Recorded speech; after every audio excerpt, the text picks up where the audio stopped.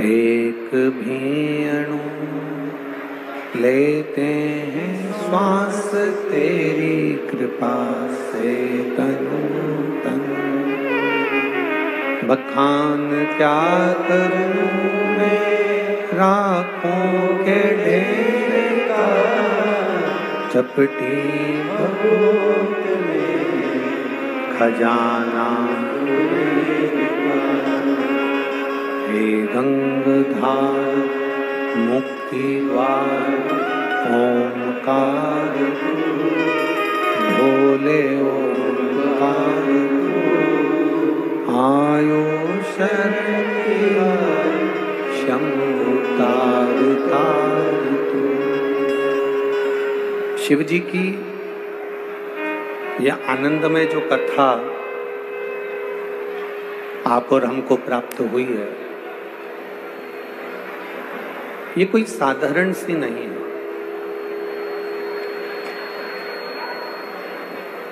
वो कहते हैं ना, बहुत बहुत पुण्य, कौटि कौटि पुण्य आपके प्रबल हुए होंगे।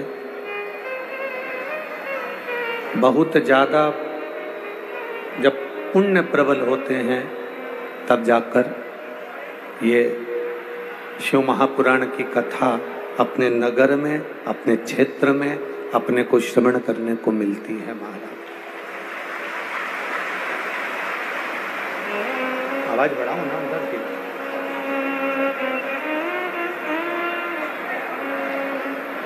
अधिक पुण्य प्राप्त होने पर, और जब तक पुण्य की प्रबलता नहीं होती, जब तक पुण्य प्रबल नहीं होता, तब तक शिव महापुराण की कथा मिल पाए ये बहुत कठिन है। भगवान शंकर की कथा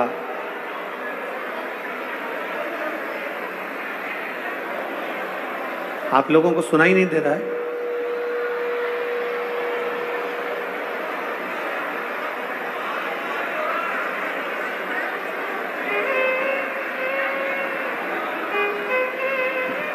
भगवान शिव की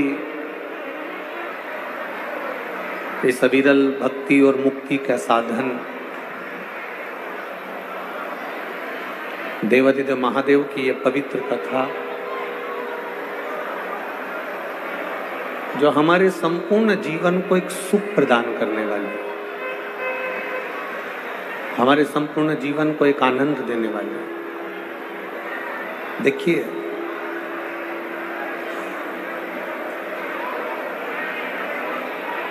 जिसने अपनी जिंदगी में एक बार भगवान देवादिदेव महादेव के प्रति विश्वास को प्रबल कर लिया, एक बार अपने मन को, अपने चित्त को, अपनी बुद्धि को जिसने दृढ़ी कर लिया, और भगवान की कथा के प्रति जिसकी बुद्धि,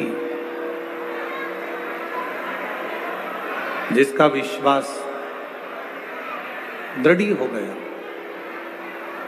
शिव महापुराण की कथा कहती है, फिर जिसका विश्वास दृढ़ हुआ है, जिसका विश्वास पक्का हुआ है, उसकी जिंदगी के जितने भी दुख होते हैं, उसके जीवन की जितनी भी तकलीफें होती हैं, उसके जीवन के जितने भी कष्ट होते हैं, शिव महापुराण की कथा कहती है फिर वो सांसारिक मनुष्य के नहीं होते, वो देवादिदेव महादेव के खुद के होते हैं।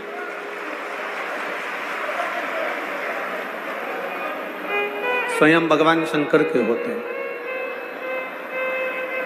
स्वयं भगवान देवादिदेव महादेव के होते हैं। वो कहते हैं कि एक लोटा पानी, एक लोटा जल हम जब देवादिदेव महादेव के मंदिर में लेकर जाते हैं, एक लोटा जल लेकर जब हम शिव जी के मंदिर में पहुंचते हैं, एक लोटा जल लेकर जब हम शंकर भगवान के शिवालय में, देवालय में पहुंचते हैं, तब जब हम शिव जी को एक लोटा जल समर्पित कर रहे होते हैं, उस समय पर भगवान देवादिदेव महादेव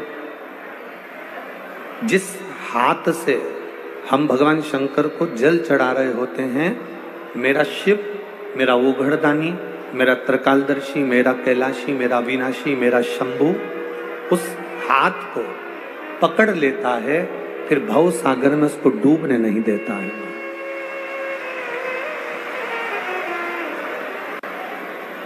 फिर उसको भव सागर में डूबने नहीं देता, उसको संसार सागर में वो डूबने नहीं देता। शंभु शरणे पड़ी मांगू घड़ी रे, दुख काटो दया कर ने दर्शन आपो। शंभु शरणे मांगू घड़ी रे, दुख काटो दया करी ने दर्शन। हमारा जल चढ़ाना, हमारी शंकर के प्रति स्तुति करना,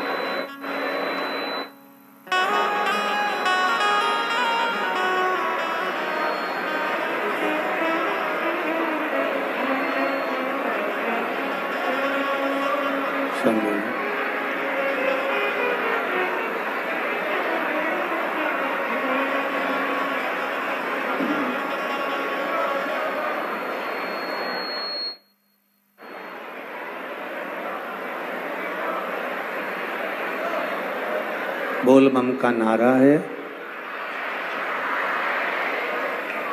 देवादिदेव महादेव की भक्ति जब हम करें, भगवान शंकर के चरणारविंद का जब रस तत्व हम ग्रहण करें, उसके करीब में, उसके नजदीक में जब हम पहुंचे, उस समय पर हमारा दुख हमारा नहीं होना चाहिए, हमारा कष्ट हमारा नहीं होना चाहिए। भगवान शंकर की भक्ति के प्रति जब हम जागृत हों, भगवान शिव की भक्ति के प्रति जब हमारी जागरूकता बढ़े, जब हम भगवान देवादिदेव महादेव के करीब में पहुंचे, शिव के नजदीक में पहुंचे, उस समय पर आपकी जिंदगी में कितनी भी तकलीफें हो, कितना भी दुख हो, जैसे एक बेटी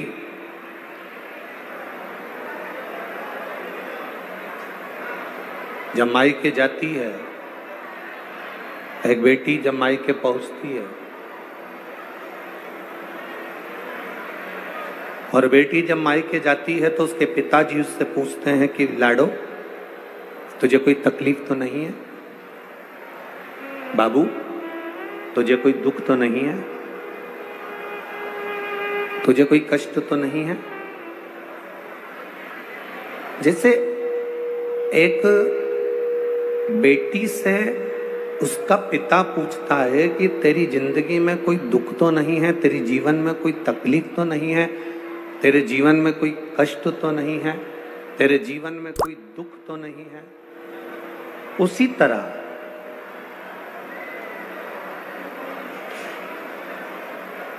जब हम देवादिदेव महादेव के करीब में जाते हैं, भगवान शंकर के नजदीक में जाते हैं, भगवान शिव के पास जाते हैं,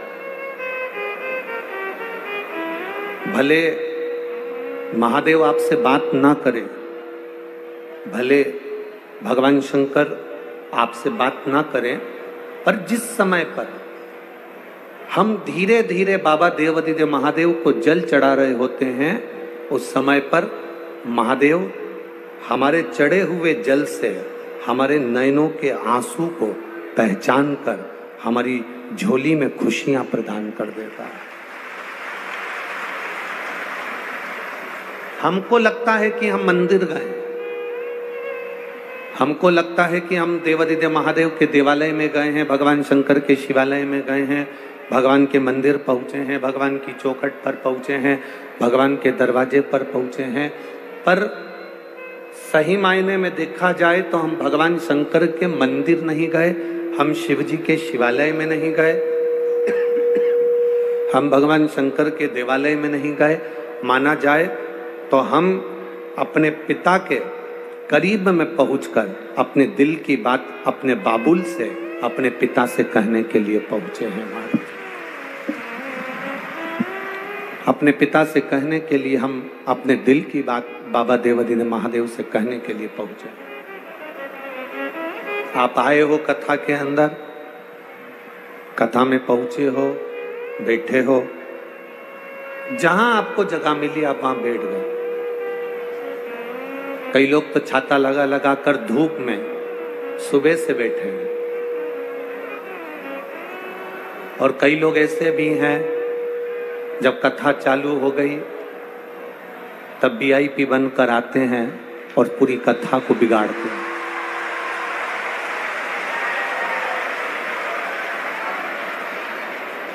आप लोग ये मत सोचना कि सियोर वाले महाराज को खाना खिला रहे हो तो तुम्हारे पक्ष में बोलेगा, है?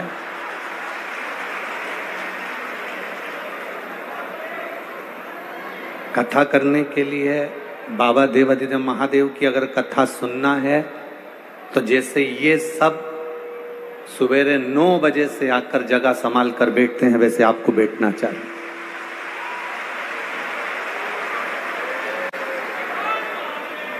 देखो तो शंकर है क्या, पहचानो तो शिव है क्या। जब वो देने में कमी नहीं रखता तो हम उसके भजन में कमी कैसे रख सकते हैं? उसकी भक्ति में कोई कमी नहीं होना चाहिए। आपकी भक्ति जितनी दड़ी बना सकते हो उतनी दड़ी बनाओ, आपकी भक्ति जितनी प्रबल बना सकते हो उतनी प्रबल बनाओ।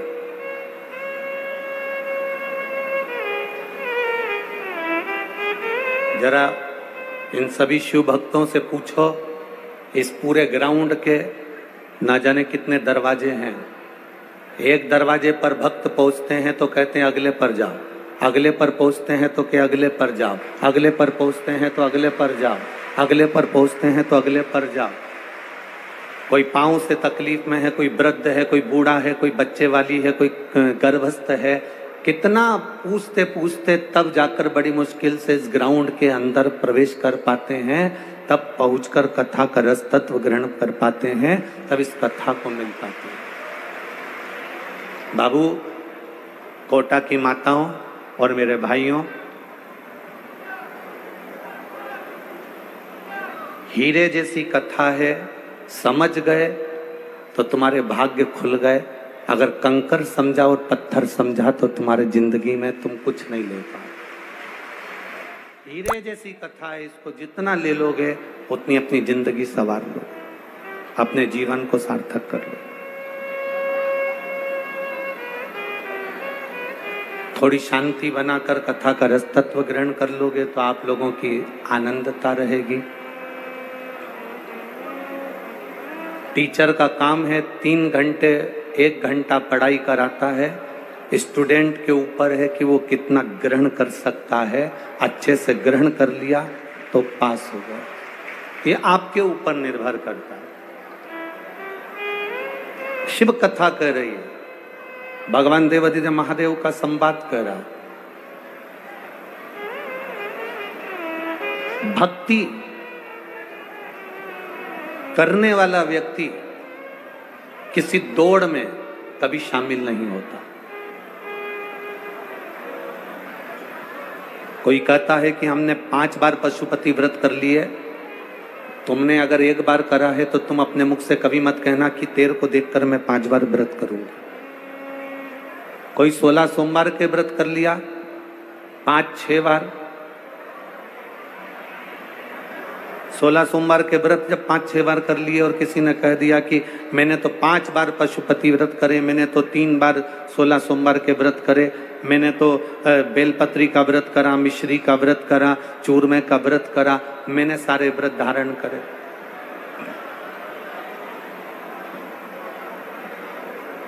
सब व्रत मैंने बहुत करे।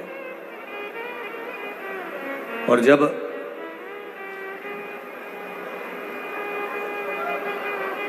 इस दौड़ में तुम शामिल मत होना, इस दौड़ में तुम सम्मिलित मत होना कि किसी को देखकर कोई अगर 15 व्रत कर रहा है, कोई 5 व्रत कर रहा है, कोई 3 बार पशुपति व्रत कर रहा है, कोई 2 बार पशुपति व्रत कर रहा है, या कोई 16 सोमवार के व्रत कर रहा है, या कोई संकट सोमवार के व्रत कर रहा है।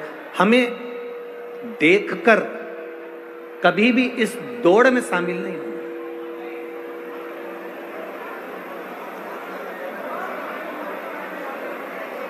हम देखकर इस दौड़ में शामिल ना हो।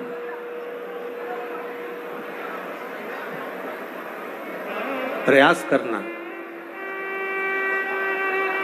जितना इस शरीर से बने, जितना इस मन से बने, जितना इस चित्त से बने, जितना इस इंद्रियों से बने, उतने व्रत, उतने उपास, उतना भजन अपनी जिंदगी में धारण करना।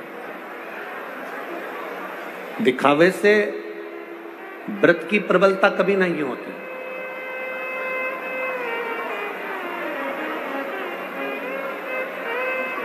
दिखावा करने से कभी भी व्रत की मूलता नहीं होती। महाराज, व्रत की मूलता है आपके भरोसे पर, आपके विश्वास पर। देखा देखी में तो काम बिगड़ जाता है। हमने देखा कि उसने सोमवार का व्रत करा तो हमने भी सोमवार का व्रत कर लिया, उसने मंगलवार का व्रत करा तो हमने भी मंगलवार का व्रत कर लिया, उसने बुधवार का व्रत करा तो हमने भी बुधवार का व्रत कर लिया। ना ना, पहले हमारे भीतर हम विश्वास को प्रबल करें, पहले हमारे भीतर हम भरोसे को,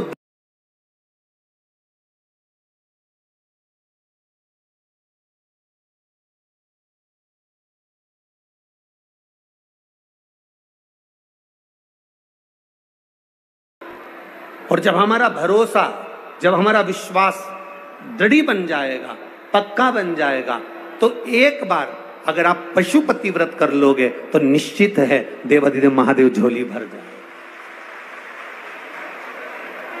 पहले हम अपने भरोसे को तो पक्का करें, पहले हम अपने विश्वास को पक्का करें, अपने भरोसे को पक्का करें, अपनी दृढ़ता को पक्का करें, तब तो परमात्मा मिलेगा ना।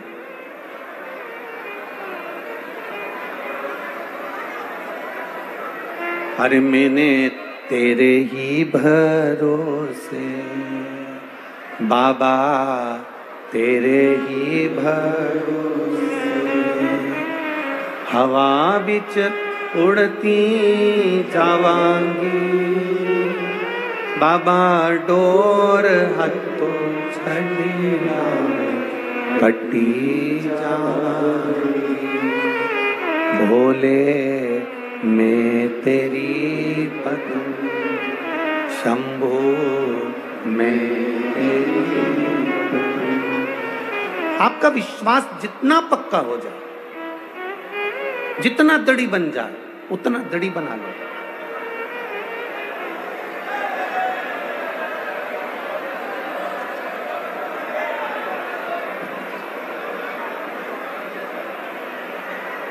शंभु।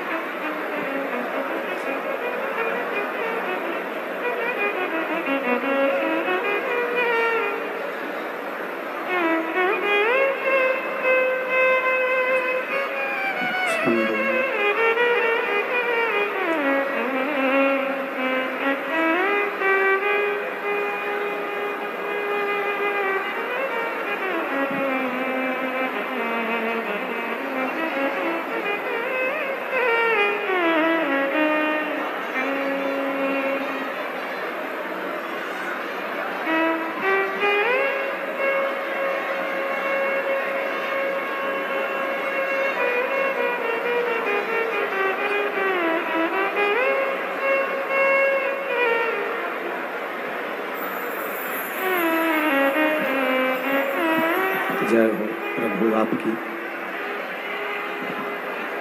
विश्वास की कथा है, शिव महापुराण की कथा, भरोसे दृढ़ता की कथा है। भरोसा प्रबल हो, विश्वास दृढ़ हो, उस विश्वास में आप अगर एक व्रत को भी धारण करोगे तो वो व्रत में सफलता मिलती है। एक व्रत भी अगर आपने धारण करा है तो उसमें आपको सफलता मिलती है। और यदि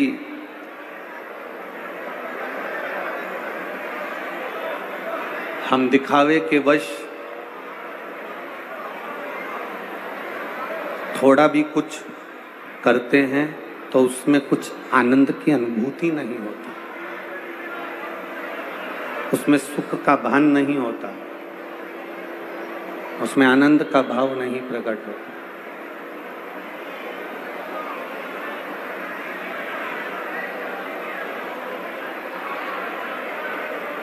जो शंकर का भक्त होता है,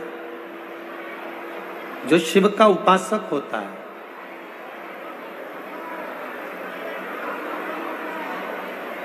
जो भगवान की अविरल भक्ति को पाने वाला होता है, वो किसी ऐसी दौड़ में शामिल नहीं होता जिस दौड़ में उसको हापड़ी भरा जाए या हाप भरा जाए। शिव महापुराण की कथा कहती है जो दौड़ में शामिल होता है, हाप उसी को भराती है।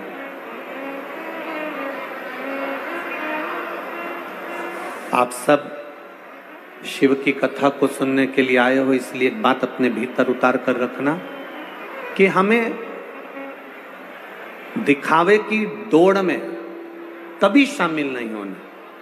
हमें शामिल होना है तो जो भक्ति के पथ पर चल रहे हैं, दौड़ में अगर शामिल होगे तो जल्दी हाँप जाओगे, चलते चलते आगे बढ़ोगे तो यह पक्का है कि चलने वालों से आगे निकल जाओगे।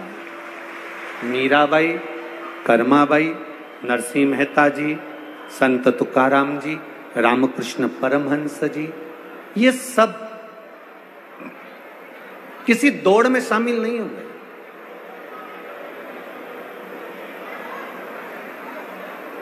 अभी एक नई दौड़ लोगों के बीच में शामिल हो गई, एक नई दौड़ चालू हो गई। कौन सी दौड़ है?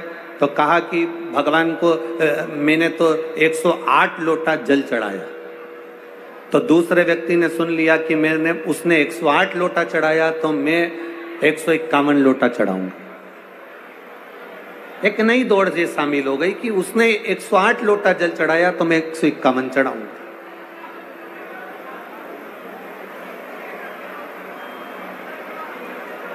फिर एक नई दौड़ चालू हो गई। सावन के महीने में मेरे घर के अंदर मैं शिव जी का अनुष्ठान करता हूं तो 1.25 लाख बेलपत्र शंकर भगवान को समर्पित करता हूं। दूसरे व्यक्ति ने सुना, उसने कहा अगर ये 1.25 लाख बेलपत्र समर्पित करता है तो मैं 2.25 लाख बेलपत्र समर्पित करूंगा। ये दौड़ है। पर शिव महापुराण की कथा कहती है 1.25 लाख बेलपत्र शंकर भगवान को चढ़ाने से पहले शिव महापुराण की कथा कहती है क्या आपने 1.25 लाख बेलपत्री के वृक्ष लगाए, तब तो आप इस बेलपत्र को चढ़ा। आपने तो पैसा फेंका, 2000, 5000, 25,000, 50,000 रुपए दे दिए और कहा 1.25 लाख बेलपत्र तोड़ के लाओ। तोड़ने वाला व्यक्ति बेलपत्र तोड़ने के लिए गया, उसने कितने बेलपत्र के वृक्ष को तोड़ा, ना जाने कितनी डालियों को तोड़ा, ना जाने कितने वृक्षों को नोचा, और तब जाकर वो 1.25 लाख बेलपत्र इकट्ठी कर लेकर आया। और उसने अपने सेठ जी से कहा, सेठ जी ये 1.25 लाख बेलपत्र है, भगवान शंकर को समर्पित कर दो। इस दौड़ में कभी शामिल मत होइए। आप दिखावे की दौड़ से जितना दूर रहोगे उतने सुखी रहोगे। अगर दौड़ की जगह चलना प्रारंभ करो तो जीवन का एक आनंद होगा। जैसे कड़प, शिव जी का एक भक्त कड़प, वो शंकर भगवान का भक्त नहीं था, वो शंकर भगवान की आराधना नहीं जानता था, वो शंकर भगवान की उपासना नहीं जानता था। एक बार उसने, जब बचपन में छोटी सी अवस्था थी, मात्र 4.5 साल का कड़प था, केवल 4.5 वर्ष का कड़प, 4.5 वर्ष की अवस्था में कड़प ने केवल अपनी माता के मुख से सुना था कि शंकर भगवान का एक पत्थर का शिवलिंग होता है, वो शिवलिंग में कोई दूसरा नहीं होता, देव अधिदेव महादेव उस शिवलिंग के अंदर 24 घंटे विराजमान रहता है। ये कड़प ने सुना था, ये कड़प ने धारण करा था कि 24 घंटे देव अधिदेव महादेव शिवलिंग के अंदर विराजमान रहते हैं। 24 घंटे भगवान शिव उस शिवलिंग के अंदर विराजमान रहते हैं। ये कड़प ने सुना था 4.5 वर्ष की आयु में, 4.5 वर्ष की उम्र में। हम क्यों कहते हैं कि ये छोटे छोटे बच्चों को कथा में लेकर आना चाहिए तो उनको ज्ञान प्राप्त होता है। पहले का जो समय था, जो दादियां होती थी, वो दादी अपने बच्चे को सुंदर भगवान की कथा सुनाया करती थी। आजकल ना दादी के पास फुर्सत है, ना पोते के पास फुर्सत है। दादी को मोबाइल से फुर्सत नहीं मिलती, पोते को पढ़ाई से फुर्सत नहीं मिलती, तो दोनों कहीं ना कहीं व्यस्त होते चलेगा।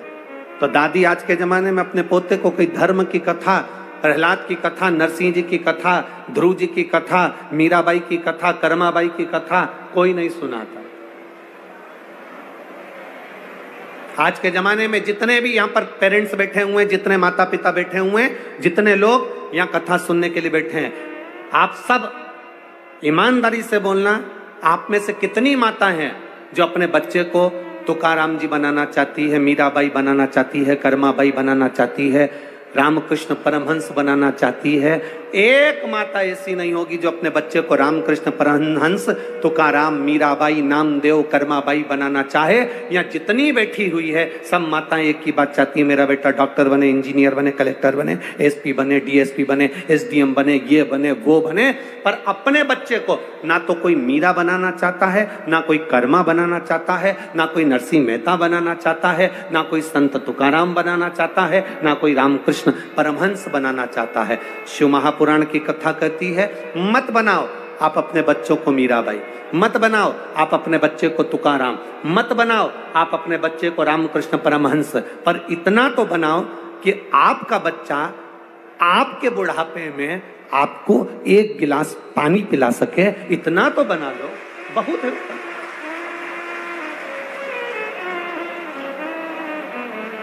बच्चों को कार देने से पहले संस्कार देने का प्रयास करना। कार दोगे तो बच्चा बेच कर खा जाएगा, संस्कार अगर बच्चे में आ गए तो दरवाजे पर कार की लाइन लगा देगा, ये पक्का है।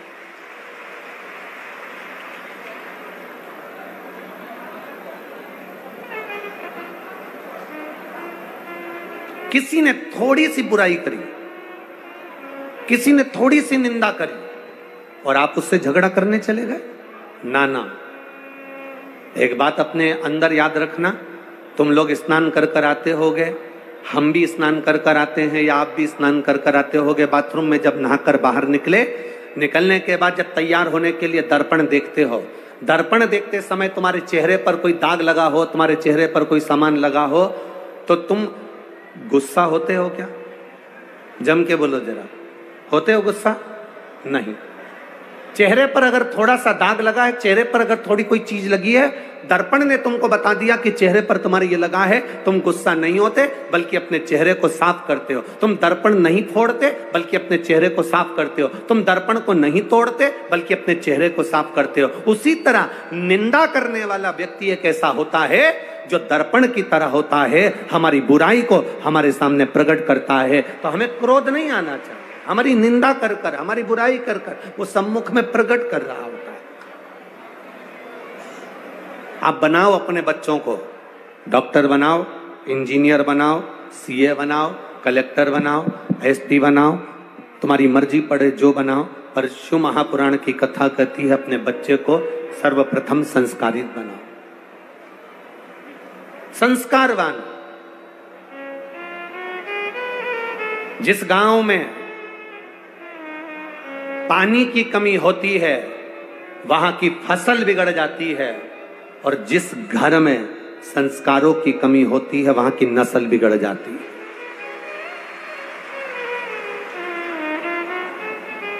बनाओ अपने बच्चों को संस्कारवान।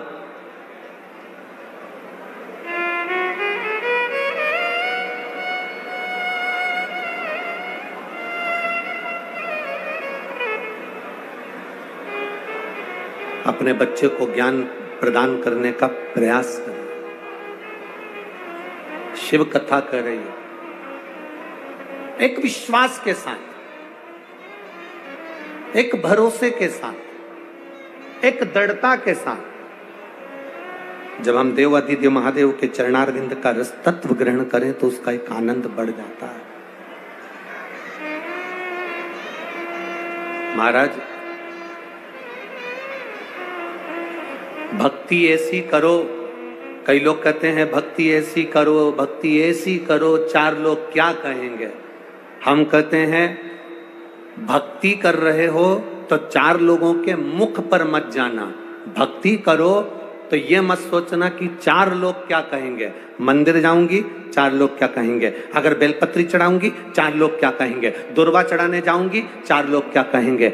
अगर हम भगवान शंकर के मंदिर में जाकर चावल के दाने चढ़ाएंगे, चार लोग क्या कहेंगे। हम शिव जी के मंदिर में जाकर पशुपति व्रत करेंगे, चार लोग क्या कहेंगे। भक्ति ऐसी मत करो कि तुम सोचो कि चार लोग क्या कहेंगे। भक्ति करते समय तुम्हारे भीतर यह होना चाहिए कि चार लोग क्या कहेंगे, उससे मतलब नहीं होना चाहिए।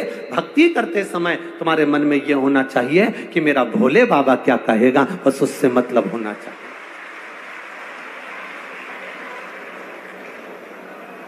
पशुपति व्रत करने से पहले तुम्हारे मन में एक भाव उत्पन्न हो जाता है, मैं करूंगी और मंदिर जाऊंगी और लोग क्या कहेंगे कि इतनी बड़ी वहां उसकी पत्नी होने के बाद, उसका पति इतना बड़ा ऑफिसर होने के बाद पशुपति व्रत कर रही है, चार लोग क्या कहेंगे। अरे ये तो दुनिया के लोगों का काम है कहना। ढोलक बजा बजा कर भजन गाओगे तो भी लोग कहेंगे, बताओ ये आ गई सती सावित्री। और अगर तुम मंदिर नहीं गए, भजन नहीं गाया, भगवान की भक्ति नहीं करी, तो लोग कह देंगे बताओ ये आ गई अप टू डेट मैडम, ये किसी काम की नहीं। अब बताओ, भजन करोगे तो लोग ताना देंगे, नहीं करोगे तो लोग ताना देंगे। तो हमें ये नहीं सोचना कि हम व्रत करेंगे तो चार लोग क्या कहेंगे, पशुपति व्रत करेंगे तो चार लोग क्या कहेंगे, मंदिर जाऊंगी लोटा भर के, घर से जल भरकर मंदिर जाऊंगी तो चार लोग क्या कहेंगे। कई पुरुष लोग ऐसे हैं जो अपनी पत्नी से कह देते हैं मैं जाऊंगा तो दोस्त लोग हंसेंगे, दुनिया के लोग क्या कहेंगे, मोहल्ले के लोग क्या कहेंगे। अब ईमानदारी से बोलो, क्या मोहल्ले के लोग तुम्हें खाने को दे रहा है? बोलो री कोटा की जी, मोहल्ले के लोग खाने को दे रहे हैं? पड़ोसी तुम्हारे यहाँ फ्रिज ला के दे रहा है? पड़ोसी या रिश्तेदार तुम्हारे यहाँ एसी लगवा रहे हैं? अगर कोटा में लगवा देते हो तो बात दूसरी है। हमारे यहाँ सीहोर में तो कोई नहीं लगवाता। पड़ोसी ना खाने को दे रहा है, रिश्तेदार ना तुम्हारे यहाँ कूलर ला कर दे रहा है, रिश्तेदार ना तुम्हारे घर में एसी लगवा रहे हैं, ना तुम्हारा बिजली का बिल का खर्चा उठा रहे हैं, ना तुम्हारे पानी का खर्चा उठा रहे हैं, ना तुम्हारी पढ़ाई का खर्चा उठा रहे हैं, फिर हम क्यों सोचें कि हमारे भजन करने से, शंकर जी को जल चढ़ाने से, शिव जी के मंदिर जाने से, शंकर का गुणगान करने से, शिव महापुराण सुनने से चार लोग क्या कहेंगे, हमें यह सोचना है कि मेरा भोले बाबा क्या कहेगा। उसकी भक्ति का धारण करें, हम उसके भजन को धारण करें, हम उसके स्मरण को धारण करें, हम उसकी भक्ति को अपने भीतर उतारें, हम उसके भजन को अपने भीतर उतारें। अरे भाई, जब तारकासुर की माता ने, कल की कथा में था वारंगी, तारकासुर की माता वारंगी ने जब वारंगी ने अपने बेटे से कहा कि ऋषिवर बोले हैं, गुरुवर बोले हैं कि ब्राह्मण को भोजन कराना है, पिता के निमित्तात्र कराना है, बजरंगासुर के अनुसार उसकी मुक्ति के लिए, उसकी गति के लिए हमें ब्राह्मण का भोजन कराना है, तो तारकासुर कहते हैं, मां कौन ब्राह्मण हमारे यहां भोजन करने के लिए आए?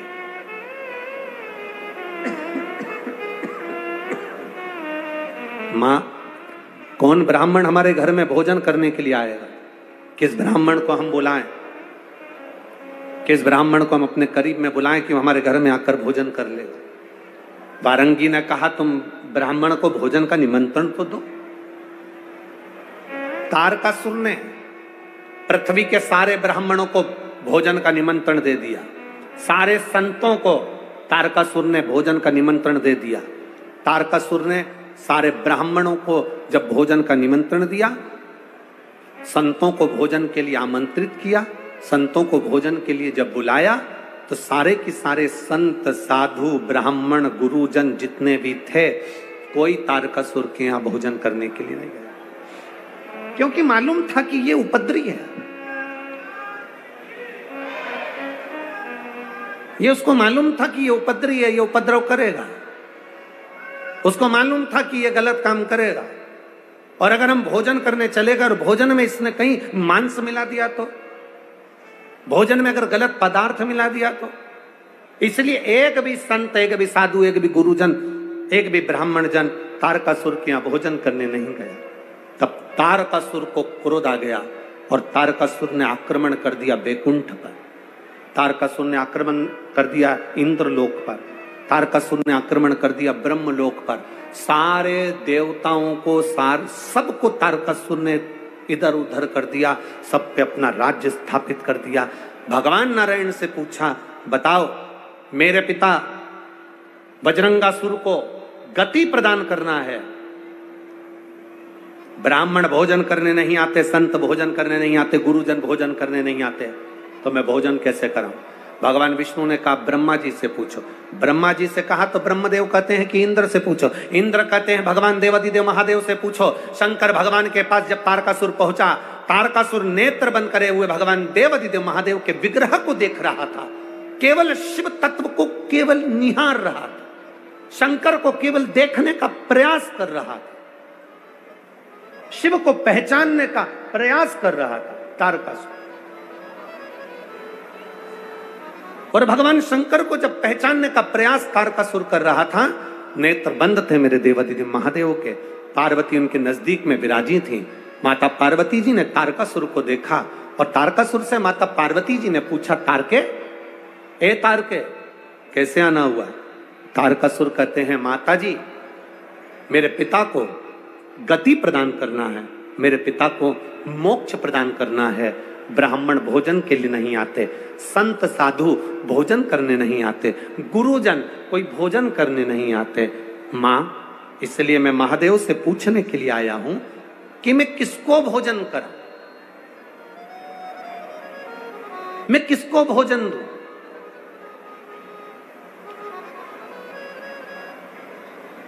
मैं किसको गति प्रदान करूं? पार्वती मैया मौन, चुप हो, एकदम मौन। और माता पार्वती जब मौन हुई, तारकासुर ने विचार करा, मैं महादेव जब तक नेत्र नहीं खोलते तब तक मैं उनकी आराधना करूं। शिव नाम का जाप तारकासुर ने किया। तारकासुर ने जब शिव नाम का जाप करना प्रारंभ करा, भगवान शंकर को रिझाना प्रारंभ करा, भगवान देवाधिदेव महादेव राजी नहीं हुए।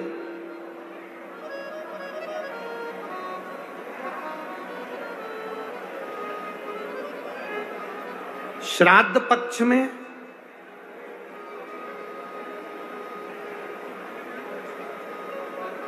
मासिक शिवरात्रि आती है। बोलो, आती कि नहीं आती? अरे जम के तो बोलो जरा, आती है ना?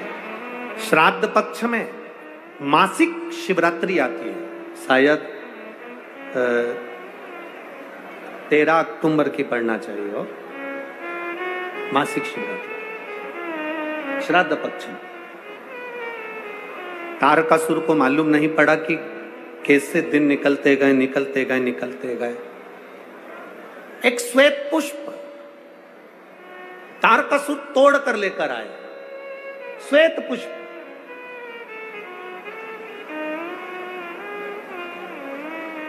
तारकासुर को नहीं मालूम था कि श्राद्ध पक्ष में शिवरात्रि आती है और शिवरात्रि के दिन आज तारकासुर श्वेत पुष्प देवाधिदेव महादेव को समर्पित कर रहा है।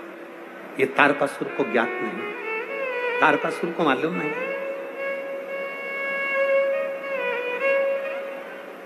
पहले तो लोग केवल एक शिवरात्रि को जानते थे भाई, बोलो सही है कि गलत? केवल एक शिवरात्रि माघ महीने की जानते थे कि महाशिवरात्रि होती है।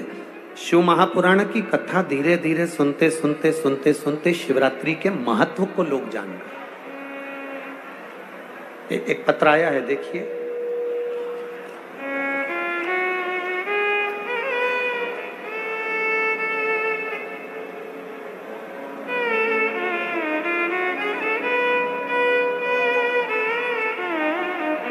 शिल्पा सिंह,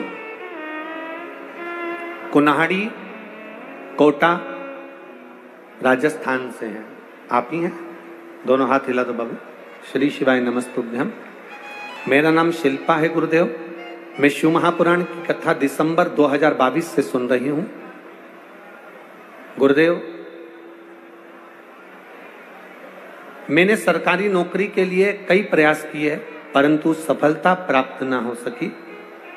मैंने कथा में पशुपतिनाथ के व्रत के बारे में सुना और आप जो शिवरात्रि का वर्णन करते हो उस शिवरात्रि का अभिषेक का भाव प्रकट किया। दुनिया के लोग कहते हैं ऑनलाइन शिवरात्रि पूजन से कोई फल मिलता है। मैं कहती हूँ गुरुदेव, आप बैठकर कराते हो उसका फल होता है। एक लोटा जल चढ़ाना, पूजन करना, मेरे बाबा का कृपा का क्या मैं वर्णन करूं गुरुदेव। आप कहते हो कि बाबा सुनता है और जल्दी ही श्रवण करता है। गुरुदेव, जब 3 महीने पूरे निकल गए बाबा का अभिषेक पूजन करे हुए तो मेरे मन में थोड़ा सा विस्मय आया, क्या भोले बाबा मेरी नहीं सुनेंगे? केवल 3 महीने 4 दिन ऊपर हुए थे गुरुदेव और बाबा की कृपा से राजस्थान पुलिस में सरकारी नौकरी बाबा की कृपा से प्राप्त हुई। ये शिव तत्व है, ये आनंद तत्व है। शिल्पा सिंह, कुन्हाड़ी, कोटा, राजस्थान। बैठो बाबू। श्री शिवाय नमस्तुभ्यम। एक पत्र और बड़ा सुंदर आया, देखिए।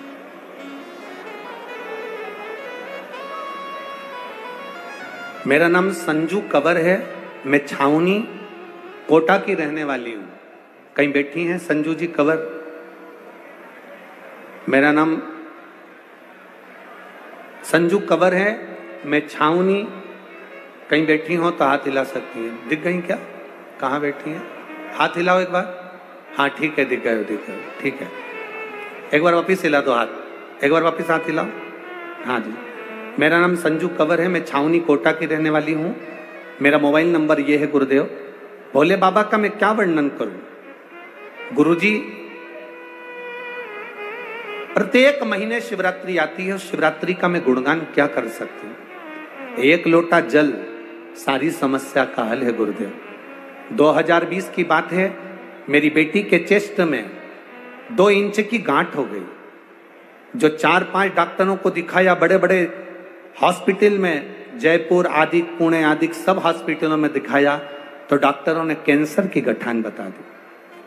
कैंसर की गठान बताई, ऑपरेशन होना था। डॉक्टर के हिसाब से जहां चेस्ट में गठान थी वहां से गांठ को निकालकर चेस्ट को काटना था। बेटी की आंख में आंसू था कि बेटी का चेस्ट कैसे कटवा दे गुरुदेव, और गठान भी बड़ी बता रहे हैं डॉक्टर, और कैंसर की बता रहे हैं। जितनी जांचें हुई इसकी सारी जांच कैंसर की रही, और सारी जांचों में चेस्ट को काटना बताया। अब करें क्या? तब किसी ने कहा आप ऑपरेशन कराने जाओ, मना नहीं, पर एक बार भोलेनाथ जी का पशुपति व्रत करो और महीने की शिवरात्रि आती, एक लोटा जल चढ़ाकर बाबा से विनती करो। गुरुदेव, शिव जी का मैं क्या वर्णन करूं। रोज जल चढ़ाकर बेटी को देती, चेस्ट पर लगाती, आचमन करती, बेलपत्र खाती। दूसरी बार डॉक्टर को दिखाने के लिए हम वापिस गए तो जिन डॉक्टरों ने इसको कैंसर बताया था वही डॉक्टर बोलते हैं इसका चेस्ट नहीं काटना पड़ेगा, केवल गठान निकलेगी और गांठ में कैंसर नहीं है, ये बाबा ने वर्णन कर दिया। गुरुदेव, गठान निकल गई, चेस्ट नहीं कटा, पर थोड़े के दिन बाद बेटी को फिर वहीं पर गांठ हो गई। जब गांठ हुई तब वापिस डॉक्टर को दिखाने के लिए गए और बेटी को बेलपत्र खिलाकर लेकर गए। बाबा का मैं क्या गुणगान करूं। हॉस्पिटल में बेटी के चेस्ट से वो गांठ गायब थी और बेटी को कैंसर नहीं था। मैं बाबा को यहाँ नमन करने के लिए, एक बार हाथ हिला दो बहन। श्री शिवाय नमस्ते। बैठिए, बैठिए। शिव तत्व इसी को कहते। आप आते जरूर हो कथा के अंदर, आप पहुंचते जरूर हो शिव महापुराण की कथा को सुनने के लिए, पर आपसे निवेदन केवल इतना है कि दिल से सुन लेना। वो दिल से आपको लुटा कर चले जाएगा, दिल से लुटा कर जाए। आप उसकी अविरल भक्ति को धारण करो, आप उसके विश्वास को दृढ़ बनाओ। एक शिवरात्रि के एक पुष्प का वर्णन क्या कहता है हमारा शास्त्र, शिवरात्रि का एक लोटा जल क्या वर्णन करता है हमारा शिव महापुराण। तेरी कृपा बिना न हिले एक भी अणु, लेते हैं श्वास तेरी कृपा से तनु। हे गंगाधार मुक्ति द्वार ओंकार भोले, आयो शरण दिया शंकर। एक बेलपत्र का, एक पुष्प का क्या वर्णन है, एक पुष्प का क्या आनंद है।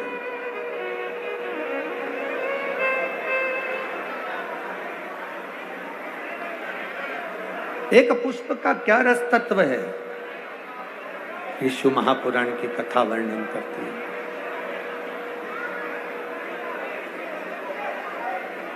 भगवान देवादिदेव महादेव की कथा तारकासुर को नहीं मालूम कि शिवरात्रि है श्राद्ध पक्ष की।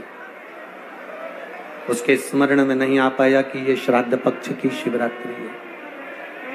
उसके स्मरण में नहीं आया कि ये शिवरात्रि कितनी मूल होती है, कितनी महत्ववान। इस शिवरात्रि की कितनी महत्वता होती है। शिव महापुराण की कथा कहती है भाई, श्राद्ध पक्ष में पड़ने वाली शिवरात्रि का स्मरण जरूर करिएगा। किसी नारी को अगर 32 साल भी शादी को हो गए हों और संतान नहीं हो रही हो, 30-35 साल हो गए, 32 साल हो गए, 28 साल हो गए, 15 साल हो गए, 20 साल हो गए और संतान का सुख नहीं हो, तो श्राद्ध पक्ष की शिवरात्रि की बड़ी महत्वता है, बड़ी महत्वता।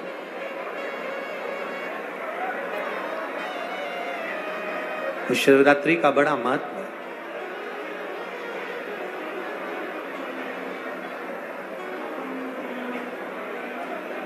तारकासुर जान नहीं पाए कि आज श्राद्ध पक्ष की शिवरात्रि है। केवल एक श्वेत पुष्प, केवल एक सफेद फूल तारकासुर ने लेकर आए और बाबा देवादिदेव महादेव का जो स्वरूप था, भगवान शंकर का जो स्वरूप था, उस स्वरूप पर देवादिदेव महादेव ने शिव जी के चरणों में एक पुष्प समर्पित कर दिया। एक सफेद पुष्प, एक श्वेत पुष्प देवादिदेव महादेव को समर्पित कर, भगवान शंकर को समर्पित किया।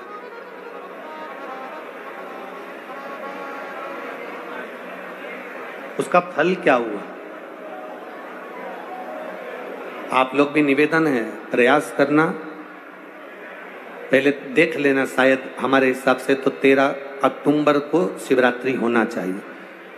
और भी आपके यहाँ के विद्वज्जन पंडित जन से पूछ लेना, नहीं तो पंचांग में या कैलेंडर में देख लेना कि अक्टूबर की श्राद्ध पक्ष की शिवरात्रि कब की है। जितने लोग आस्था चैनल पर सुन रहे हैं, जितने लोग फेसबुक यूट्यूब पर सुन रहे हैं, जितने लोग इस कथा पंडाल में जो दिल लगाकर और ध्यान लगाकर सुन रहे हैं, आप लोगों से निवेदन, प्रयास करना, एक सफेद पुष्प, एक श्वेत पुष्प बाबा देवादिदेव महादेव को 13 अक्टूबर को अगर शिवरात्रि है तो श्राद्ध पक्ष की शिवरात्रि के दिन बाबा देवादिदेव महादेव को एक सफेद पुष्प समर्पित कर देने पर अपने मन की कामना कर कर बाबा देवादिदेव महादेव 3 महीने वो कामना पूर्ण करता है। और जिसके यहाँ पर विद्वज्जन ब्राह्मण जन ने कहा हो कि पितृदोष ज्यादा है, या घर में शुभ कार्य नहीं हो रहा, या तकलीफें ज्यादा हो रही हैं, कोई बड़ी बीमारी ने अगर घेर लिया है, कोई बड़ी तकलीफ सामने आ गई हो, तो उनको भी निवेदन करूंगा कि प्रयास करना कि एक सफेद पुष्प अपने हाथ से बाबा देवादिदेव महादेव को समर्पित करना। उसके बाद तुम्हें जो बड़ी बीमारी है उसकी जब शिवरात्रि पर आप समर्पित कर दो, 1 महीना पूर्ण हो जाए, अगले महीने की शिवरात्रि आए, श्राद्ध पक्ष की शिवरात्रि जाएगी अक्टूबर की, फिर अगले महीने की जब शिवरात्रि आए तो उसके पहले आपकी जो बीमारी है उसकी एक बार जांच कराना। बाबा देवादिदेव महादेव उस बीमारी को समाप्त जरूर करें। श्वेत पुष्प,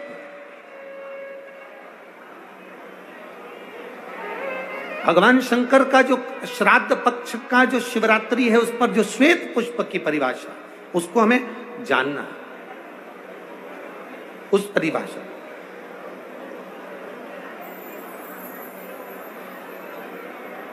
आप लोगों को मालूम होगा कि हनुमान जी पूर्व जन्म में कौन थे? बोलो रे कोटा वाला। हनुमान जी का जो अवतार हुआ राम अवतार के समय पर, त्रेता में जो मेरे राम जी का जो सुंदर अवतार हुआ, तो राम जी के साथ में जो हनुमान जी प्रकट हुए, ये हनुमान जी को पूर्व जन्म में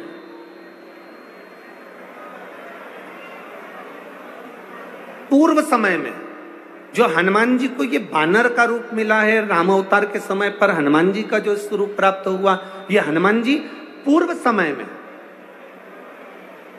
किस रूप के अंतर्गत हनुमान जी को ये रूप दिया गया? ये किसका अवतार है? ये किसका स्वरूप है? ये किसका अंश अवतार है? कई लोग कह देते हैं ये शंकर भगवान के अंश स्वरूप हैं, शंकर सुवन केसरी नंदन। परशु महापुराण जिसने दिल से सुनी हो, जिसने पढ़ी हो, जिसने स्मरण किया हो, तो हनुमान जी का जो पूर्व का जो भाव है वो विषकपि अवतार, जो भगवान शंकर और भगवान विष्णु ने एक अवतार लिया था जिसका नाम था विषकपि अवतार। कौन सा अवतार है? विषकपि अवतार, जिसको लोग वृषकपि अवतार भी कहते हैं।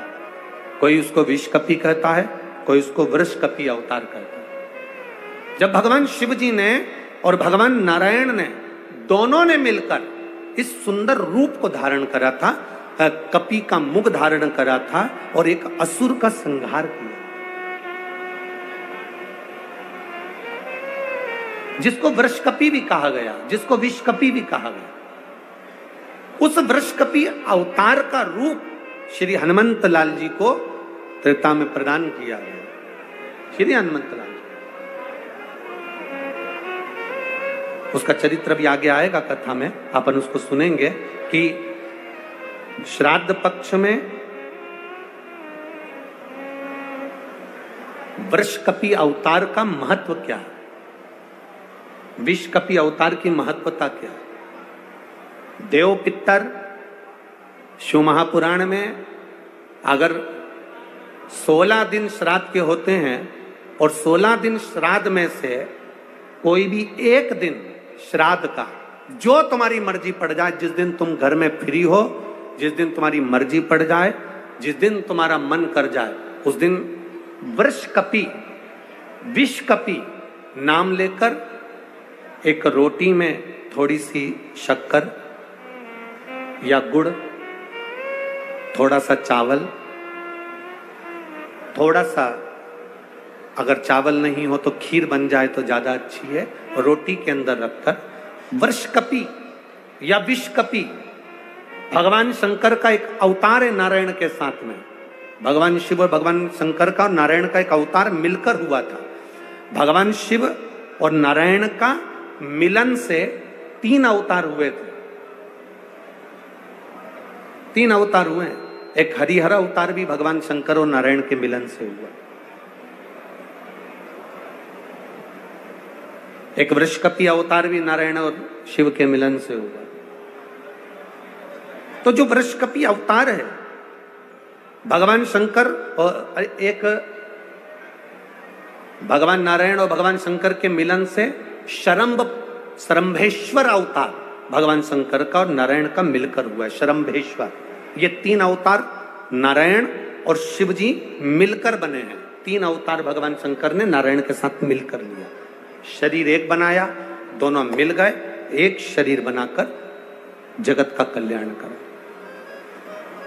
रोटी हो तो रोटी, पूड़ी हो तो पूड़ी, पराठा हो तो पराठा, जो तुम बनाए हो उसमें थोड़ा सा मात्रा दूध चावल की या खीर की, थोड़ी सी मात्रा गुड़ की, और वृषकपि या विषकपि अवतार का नाम लेकर अपने दरवाजे के बाहर खड़े होकर जो गौ माता को श्राद्ध पक्ष में किसी भी दिन ये भोजन वृषकपि का नाम लेकर दे देते हैं, उसके घर में कभी संपदा की कमी नहीं आती, धन की कमी नहीं आती। श्राद्ध पक्ष का ये स्वरूप है विषकपि अवतार। एक बार सब बोलेंगे, बोले विषकपि भगवान की। अब नाम आप लोग ले जिससे आप लोगों को याद हो जाए, बोलिए विषकपि भगवान की।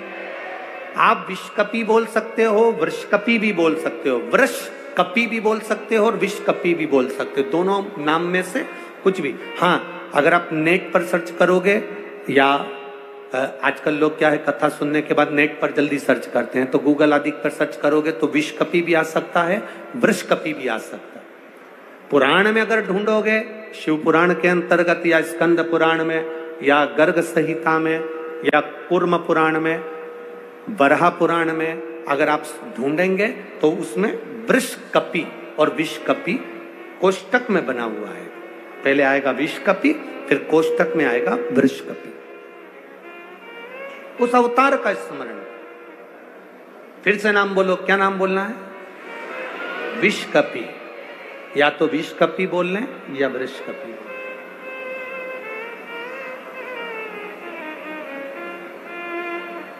देव पितर कथा का ये सबसे सुंदर संवाद है विषकपि अवतार का। भगवान अब तारकासुर ने विचार करा कि मेरे पिता बजरंगासुर का गति कैसे हो, तो वो एक पुष्प, सफेद पुष्प को तोड़कर उसको नहीं भान, क्या शिवरात्रि, उसको भान ही नहीं है। उसकी स्मरण में नहीं है कि आज शिवरात्रि।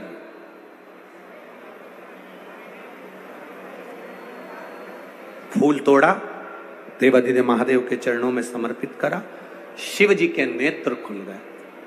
शंकर भगवान ने नेत्र खोलते से ही तारकासुर से पूछा, तुझे क्या चाहिए?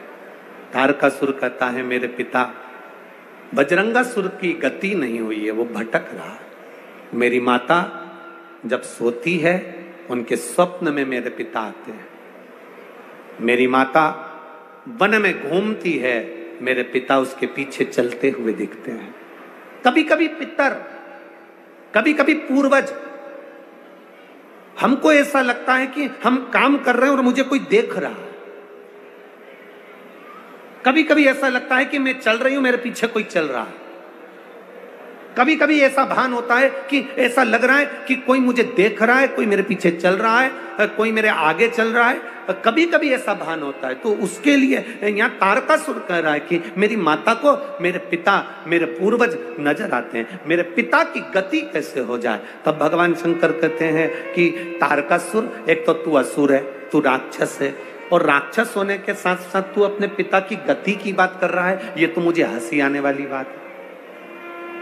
एक राक्षस कहे कि मेरे पिता का मोक्ष हो जाए, तो ये तो बड़ी हंसी की बात है, ये तो बड़ी विचित्र बात। पर तुम पूछ रहे हो, भगवान देवाधिदेव महादेव ने कहा कि तुम्हारे पिता की गति के लिए तुम ब्राह्मण भोज, संत भोज, गुरु भोज, दरिद्र भोज ये क्यों ना करते? तारकासुर ने कहा, मैंने पूरी पृथ्वी को निमंत्रण दिया, कोई मेरे यहाँ भोजन करने नहीं आया। सबको भय लगा कहीं मैं मांस ना मिला दूं, गलत पदार्थ ना मिला दूं, गलत चीजें ना मिला दूं, उसका स्मरण ना हो जाए, इसलिए कोई मेरे यहाँ भोजन करने नहीं आया।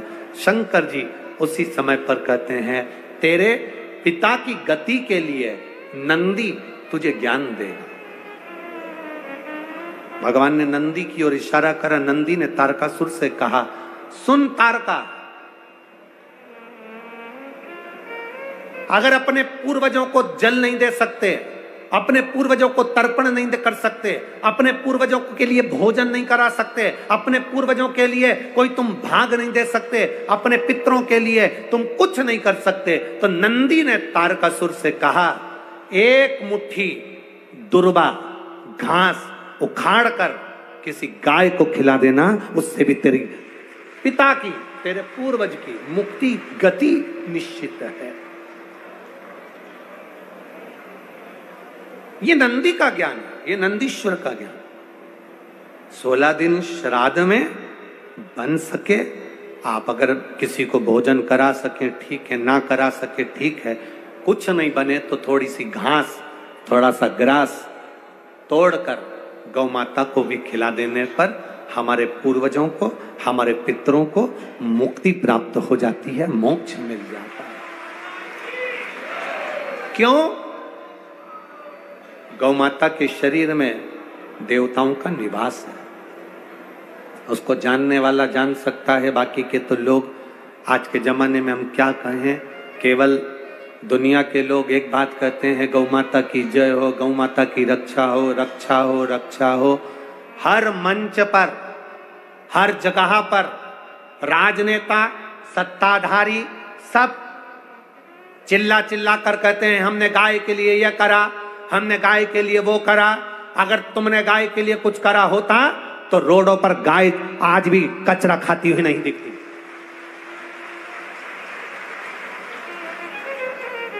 आज भी रोड पर गाय कचरा खाते हुए नहीं दिखती। अगर गौ माता की रक्षा के लिए, गौ माता के लिए कुछ किया होता तो यह सामने नजर आता।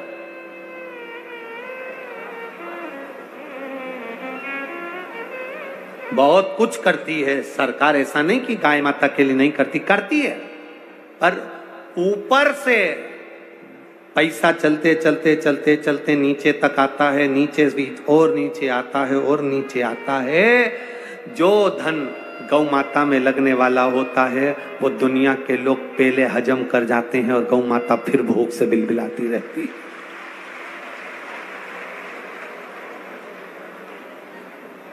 फिर भूख से बिलबिलाती रहती है। 12.5 लाख कत्ल खाने ब्रेसिंग मशीन के हो गए हैं, जो भारत की भूमि पर कलंक की तरह है। 12.5 लाख कत्ल खाने ब्रेसिंग मशीन के हो गए। ब्रेसिंग मशीन के कत्ल खाने कैसे? गाय को मशीन में पहले 15 दिन तक गाय को भूखा रखा जाता है। कारण गाय के सफेद मांस को लाल बनाना है, क्योंकि लाल मांस की कीमत विदेशों में ज्यादा मिलती है, इसलिए ब्रेसिंग मशीनें बनाई गई। गाय को 15 दिन भूखा रखना, भूखा रखने के बाद गाय के पांव को मशीन में जकड़कर उल्टा लटकाना, फिर पानी का प्रेशर गाय के मुख पर मारना और गाय के मुख पर प्रेशर देकर गाय की श्वास को, रक्त को उसके मांस में मिला देना। जब 8 दिन तक गाय के मुंह पर प्रेशर मारा जाता है, तब गाय की श्वास और रक्त उसके मांस में मिल जाता है। तब गाय को फिर उल्टा लटकाकर काट दिया जाता है और उसके मांस को डब्बों में भरकर बेच दिया जाता है, जिससे मांस लाल हो जाए। गाय ब्रेसिंग मशीन में काट काट कर लोग उसको लाल मांस बनाकर बेच रहे हैं और दुनिया के लोग कहते हैं गौ माता की जय हो, धर्म की जय हो।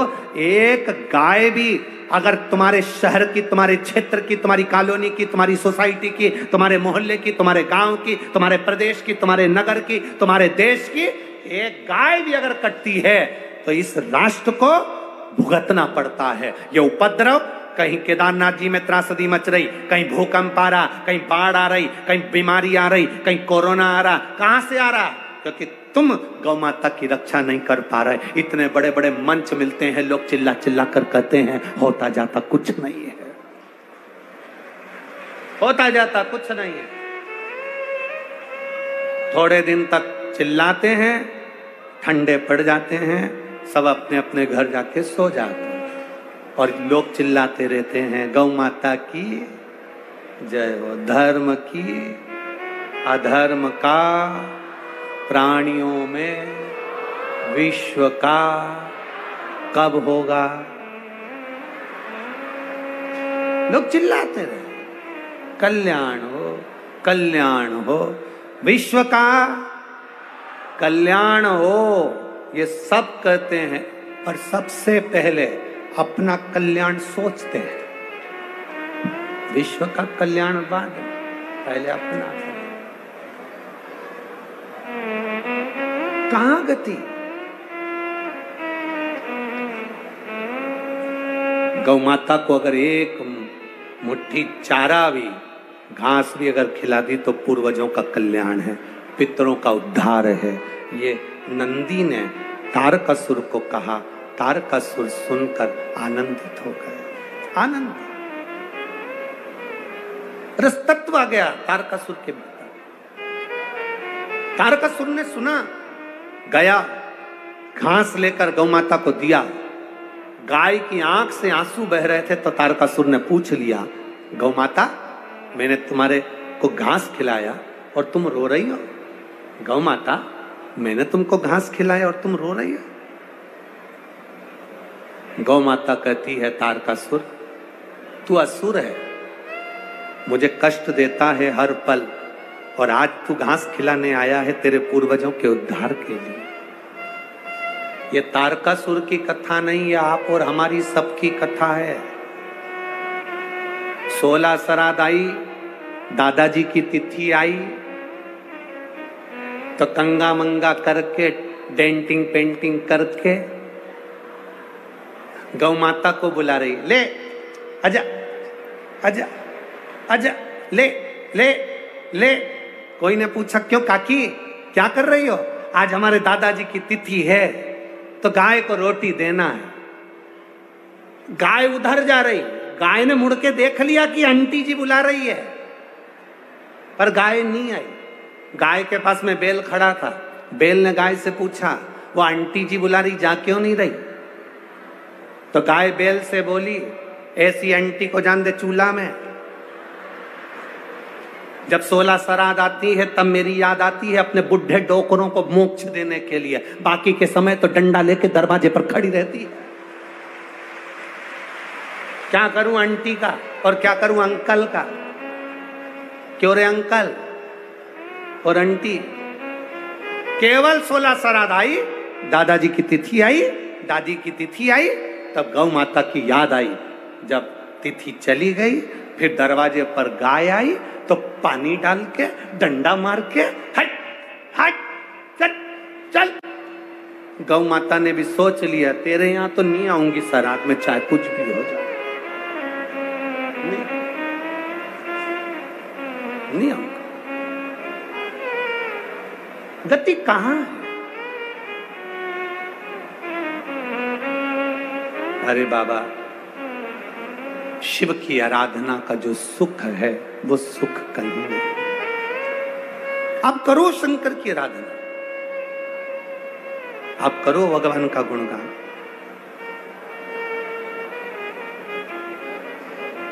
भोलेनाथ दया करना, मैं तेरे भरोसे, मैं तेरे भरोसे हूँ, मैं तेरे भरोसे हूँ। मेरे बाबा दया करना, मैं तेरे भरोसे। एक पत्र आया है, देखो, भरोसे का।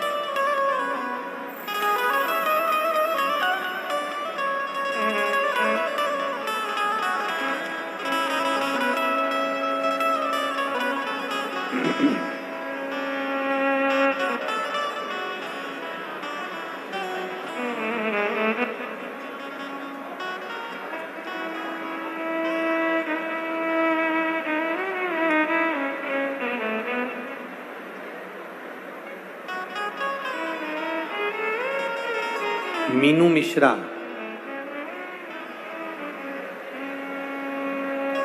पत्नी मुकेश मिश्रा, अजमेर नगर से आई हैं। कहीं बैठी हैं तो हाथ हिला सकती हैं। मीनू मिश्रा, पति का नाम मुकेश मिश्रा, कहीं बैठी हो तो हाथ हिला सकती हैं। उधर है क्या?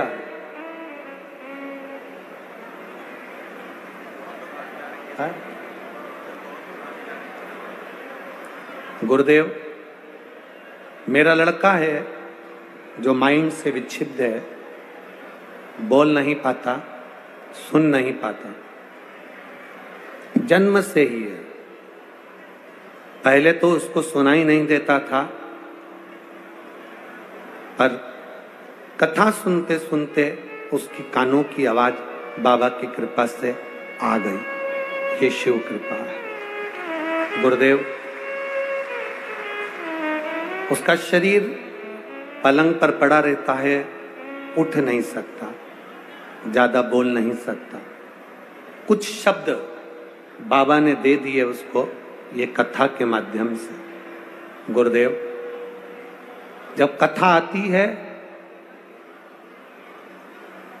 टीवी को देखते देखते वो खाना खाता है, और जब कथा 8 दिन 10 दिन टीवी पर नहीं आती तो मेरा बेटा एक निवाला भी मुंह में नहीं रहता। गुरुदेव, आज एक माँ की यही पुकार है कि मेरे बेटे के लिए आप बस इतनी कृपा कर दो, भरे 15 मिनट टीवी पर कथा दिया करो, पर दे दिया करो, जिससे मेरा बेटा भोजन कर सके। उसको तड़पता हुआ नहीं देख पाती मैं। कहीं आया हुआ है क्या बच्चा? अगर कहीं बच्चा आया हो तो जरूर मैं मिलूंगा भी उसको।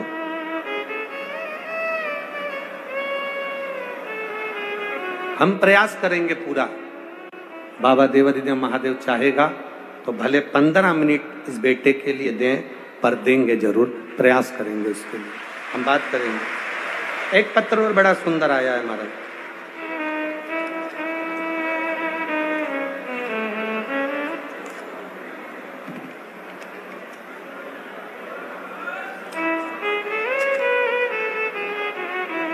मेरा नाम निधि गोत्रम है, पत्नी कपिल शर्मा, निवासी बूंदी राजस्थान। कहीं बैठे हो तो हाथ हिला सकती हैं। निधि गौतम, पत्नी कपिल शर्मा, बूंदी राजस्थान। मैं बाबा का क्या वर्णन करूं गुरुदेव। मेरा एक गर्भ ठेरा, कई सालों के बाद तो मेरा गर्भ ठेरा। गर्भ ठेरने के बाद बच्चे की धड़कन नहीं आई। डॉक्टर ने कहा इस बच्चे को गिरवा दीजिए, इस बच्चे को साफ करवा दीजिए, इसकी धड़कन नहीं है। हमने डॉक्टर के कहने से अबॉर्शन करवा लिया। गुरुदेव 3 महीने पूर्ण हुए, फिर 3 महीने पूर्ण हुए, 6 महीने बाद मैं वापिस गर्भवती हो गई। पहले तो गर्भवती नहीं हो रही थी गुरुदेव, पर बाबा की कृपा, शिव जी को जल चढ़ाने से मैं गर्भवती तो हो गई, परंतु गुरुदेव सफेद आंकड़े की जड़ से मैं गर्भवती हो गई। गर्भ में बच्चा आ गया, पर दूसरी बार भी जब हमने बच्चे की जांच कराई तो बच्चे की धड़कन नहीं थी।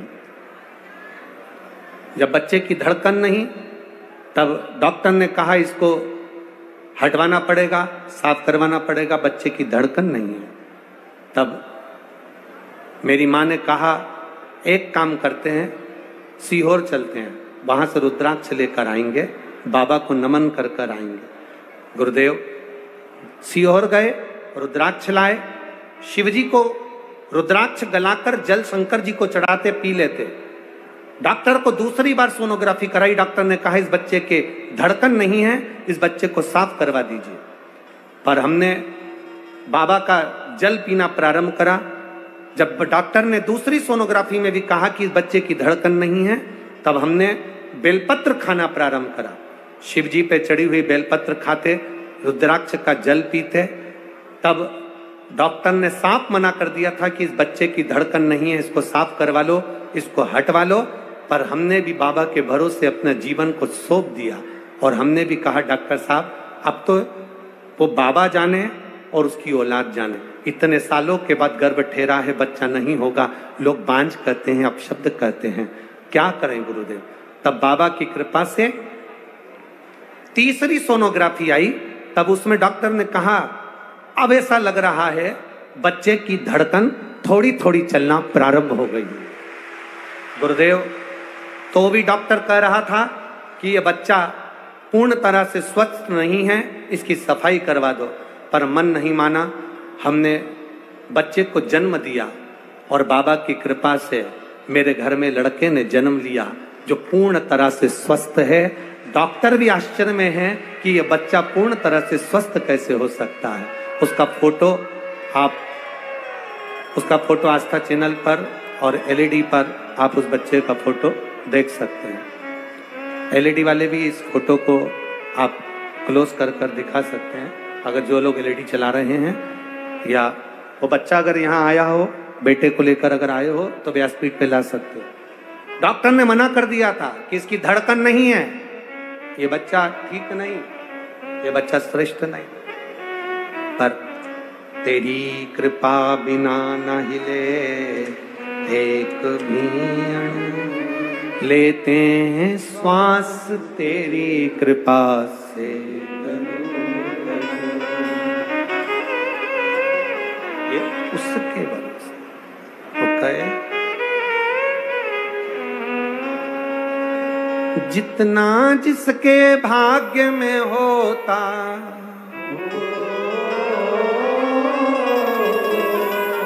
जितना जिसके भाग्य में होता उतना ही फल पाता है।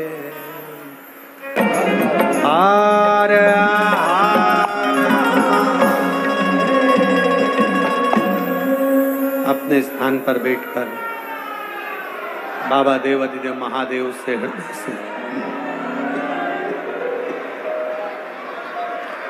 दिल से प्रार्थना करिए।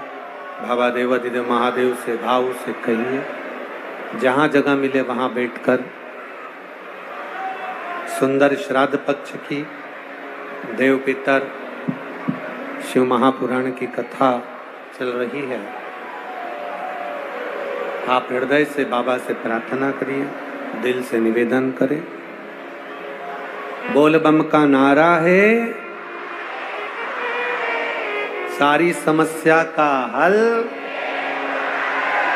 भाव से बाबा से अपनी जगह पर बैठकर प्रार्थना करिएगा, दिल से बाबा से निवेदन करिएगा, बाबा से भाव से कहिए श्री शिवाय नमस्तु, श्री शिवाय नमस्तु, श्री शिवाय नमस्तु, श्री शिवाय नमस्तु, श्री शिवाय नमस्तु। भोला सब दुख काटो हो भोला सब दुख काटो, शिव शंकर तेरी माला, भोले बाबा जप तेरी माला, भोला सब दुख काटो ओ भोला सब दुख काटो। वेश है मंगल मंगलकारी, वेश है मंगल मंगलकारी, शमशान वासी हमारा, शमशान वासी हमारा, ओ भोला सब दुख काटो ओ भोला सब दुख काटो। शिव कथा कह रही है। तारकासुर एक मुट्ठी घास खिलाकर अपने पिता बजरंगासुर का गति प्रदान कर देता है।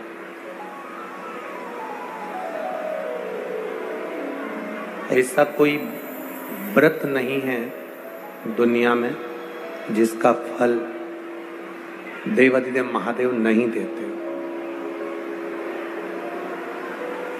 ब्रह्मा जी और भगवान विष्णु ने मिलकर एक पर्वत को घुमाया और उस पर्वत को घुमाकर शिवलिंग की उत्पत्ति हुई। एक शिवलिंग प्रकट हो गया।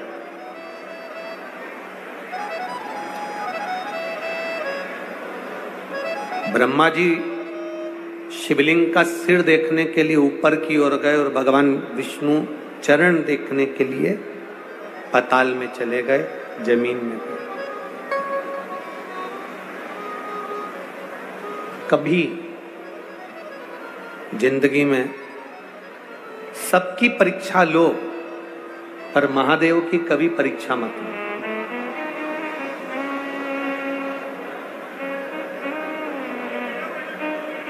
सबकी परीक्षा लो, पर महादेव की कभी परीक्षा नहीं।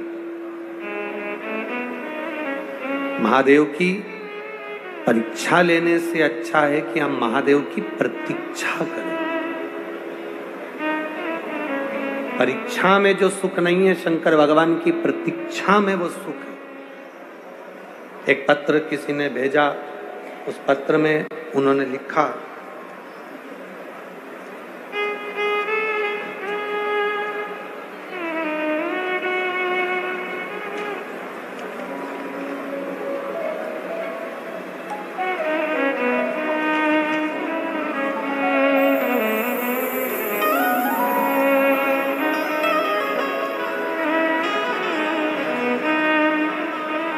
लिफाफा जो भेजा था किसी ने, उसमें बिमला देवी 32 नारकोटिक्स कॉलोनी, महावीर नगर, प्रथम कोटा राजस्थान। कहीं बैठी हो तो हाथ हिला सकती हैं। अगर कहीं बैठी हो तो अपना हाथ हिला सकते हो जहाँ कहीं बैठी हो। बिमला देवी, महावीर नगर, प्रथम कोटा राजस्थान। इन पत्रों को दिख गई क्या? हाथ हिला दो एक बार। हाँ ठीक ठीक दिख गया। श्री शिवाय नमस्ते। इन पत्रों को आप आस्था चैनल या टीवी के माध्यम से भी पढ़ा करो। केवल इन पत्रों को हम ना पढ़ें, आप भी पढ़ा करो। गुरुजी, मेरा नाम बिमला देवी है। मैं कोटा राजस्थान के महावीर प्रथम में स्थित मकान नंबर 23 में रहती हूँ। आप लोग LCD पर, आस्था चैनल पर इन पत्रों को अवश्य पढ़ें। मेरे भोलेनाथ की बहुत बड़ी भक्त हूँ। बाबा का मैं क्या गुणगान करूं। मेरे शरीर में 3 साल से गांठ हो रही थी। मैंने इसे डॉक्टर को दिखाया तो उन्होंने ऑपरेशन का कहा, और ऑपरेशन होने के कई कारण होने के कारणवश ऑपरेशन कैसे कराऊं। यह गांठ धीरे धीरे बड़ी होती जा रही थी, पर मैंने ध्यान नहीं दिया। एक दिन मैं आपके मुख से कथा सुन रही थी। वहां आपने कथा में कहा था कि जिसकी बीमारी गंभीर होती है उसे 3 महीने लगातार ठीक होने में लगता है। बाबा के चरणों में 1 लोटा जल चढ़ाओ, शिव का गुणगान करो। गुरुजी, मैंने कोटा आने के 3 महीने बाद डॉक्टर से बायोप्सी की जांच करवाई तो उसमें मुझे कैंसर निकला। जब कैंसर बताया तो डॉक्टर ने हमें तुरंत जयपुर में भगवान महावीर कैंसर हॉस्पिटल जाने को कह दिया, और हम वहां भी डॉक्टर ने जांच करा और कैंसर बताया। डॉक्टर ने कहा कि जल्दी से जल्दी इस कैंसर का ऑपरेशन होना जरूरी है और आप इसका ऑपरेशन कराओ। हम तुरंत ऑपरेशन की तैयारियां करने लगे, पर मन में एक बात है गुरुदेव, मेरे घर के लोग कहते हैं कि शिव का भजन करा है तो बाबा कुछ होने नहीं देगा। श्री शिवाय नमस्तुभ्यम बाबा को कहकर ऑपरेशन थिएटर में गई और बाबा से कहा, गांठ निकल जाए चल जाएगा, ऑपरेशन हो जाए चल जाएगा, पर कैंसर नहीं निकलना चाहिए। गुरुदेव, बाबा से विनती कर कर ऑपरेशन थिएटर में श्री शिवाय नमस्तुभ्यम कहकर चली गई। जपती रही, ऑपरेशन हुआ, होश आया, मुख से श्री शिवाय नमस्तुभ्यम कहा। जांच मुंबई गई और बाबा की कृपा से मुझे कैंसर नहीं निकला। बाबा की कृपा से मैं ठीक है। बाबू, दोनों हाथ हिला दो एक बार। श्री शिवाय नमस्तुभ्यम। आराम है, अब बैठिए, बाबा की कृपा विराजे। शिव तत्व इसी को कहते हैं। आपका भजन, आपकी भक्ति, आपका विश्वास जितना दृढ़ हो उसमें फल की प्राप्ति होती है। फल की प्राप्ति।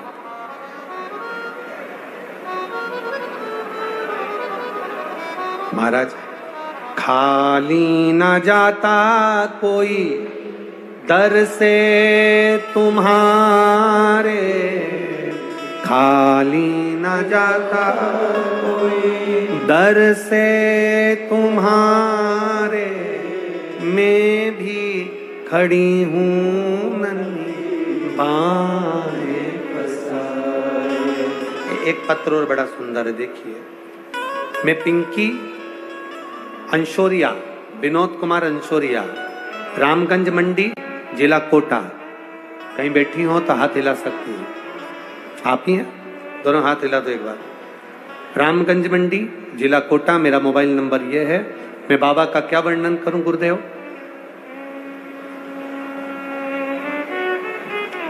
11 महीने का गर्भाशय में गठान बताई थी। डॉक्टर ने कहा था गठान का ऑपरेशन करना जरूरी है क्योंकि गठान साधारण नहीं है। जब डॉक्टर ने डरा दिया, ऑपरेशन की तैयारी होने लगी, तब मैंने भी बाबा पर भरोसा कर कर 1 लोटा जल चढ़ाना प्रारंभ करा, क्योंकि मेरी पड़ोसन कहती थी शिव पर करा भरोसा कभी टूटता नहीं। वो सीवर वाला महाराज कहता है तू चढ़ा जल, और बाबा को जल चढ़ाना प्रारंभ करा। 1 बेलपत्र चढ़ी हुई लेकर आती, उसको खा जाती। गुरुदेव 2022 से जो गठान बताई, जिसके ऑपरेशन के लिए डॉक्टर लगे रहे, गठान साधारण नहीं है, जांच के लिए जाएगी और इसमें कुछ ना कुछ बड़ी बीमारी है, पूरा डॉक्टरों ने कह दिया था। 2-3 डॉक्टरों को दिखाया, सबने एक ही बात करी। हमने कहा बाबा 3 महीने में सुनता है, हम 3 महीने बाद ऑपरेशन कराएंगे। 3 महीने जल चढ़ाती रही, बेलपत्र खाती रही, और 3 महीने के बाद जब जांच कराई तो डॉक्टर भी आश्चर्य में थे। मेरी गठान गल चुकी थी और पूरी तरह से मैं स्वस्थ थी। ये शिव तत्व। अब ठीक है, आप दोनों हाथ हिला दो एक बार। हर हर महादेव। शिव कृपा बैठिए। शंकर की करुणा इसी को कहते हैं। खाली ना जाता कोई दर से तुम्हारे, खाली ना जाता कोई दर से तुम्हारे, मैं भी खड़ी हूँ ये वो बच्चा है जिसको डॉक्टर ने कहा था कि इसका शरीर बेकार है, धड़कन नहीं है, ये जिंदा नहीं रहेगा। ये वही बच्चा है जिसको डॉक्टर ने कह दिया था इसको साफ करवा दीजिए, ये बच्चा जन्म नहीं लेना चाहिए।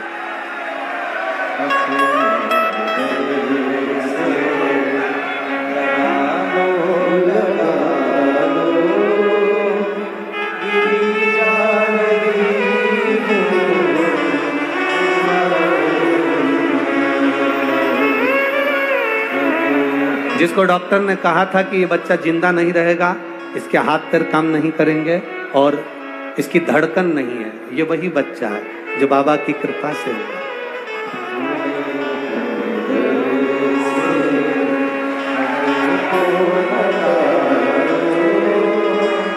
शिव तत्व।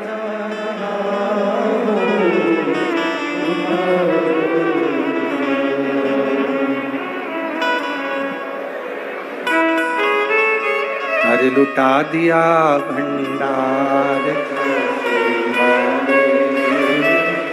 कर दिया माला माल, लुटा दिया, हाँ लुटा दिया, लुटा दिया, हाँ लुटा दिया, ओ लुटा दिया भंडार, कर दिया माला। इन सारे पत्रों में, ये जितने पत्र हैं इन सब में मोबाइल नंबर है, इन सब पत्रों में एड्रेस है जिसको बाबा ने दिया है, उन्होंने इस पत्र में लिखा है। केवल यही पत्र नहीं, यहाँ भी ढेर सारे रखे हैं। ये सब बाबा का दिया हुआ। हमारा तो केवल इतना सा निवेदन है कोटावासियों से, 5 दिन की कथा माननीय विधायक जी श्री संदीप शर्मा जी करा रहे हैं। आप लोगों ने सावन के महीने में 1 लोटा जल चढ़ाया होगा, उसका पुण्य प्रबल हुआ होगा, तो संदीप शर्मा जी ने ये कथा विधायक जी ने यहाँ कराई। 1 मिनट की भी कथा अगर हाथ से जाएगी तो ना जाने कितना बड़ा खजाना आपके हाथ से जा रहा है, आप समझ नहीं पाते। सुनो, धारण करो। जब दिल से बोला जाए कि बाबा मेरे दुख काटो, आप भी हमारे साथ में बोला करो तो बाबा काटेगा। ये कथा तो 5 तारीख को विराम हो जाएगी, 7 तारीख को छत्तीसगढ़ में प्रारंभ हो जाएगी। 7 दिन की शिवधाम कोड़िया, जिला दुर्ग, छत्तीसगढ़ में, जिसका समय 2 बजे से 5 बजे तक 2 दिन रहेगा, फिर 1 बजे से 4 बजे तक रहेगा। यहाँ देवपित्र शिव महापुराण की कथा मिली है।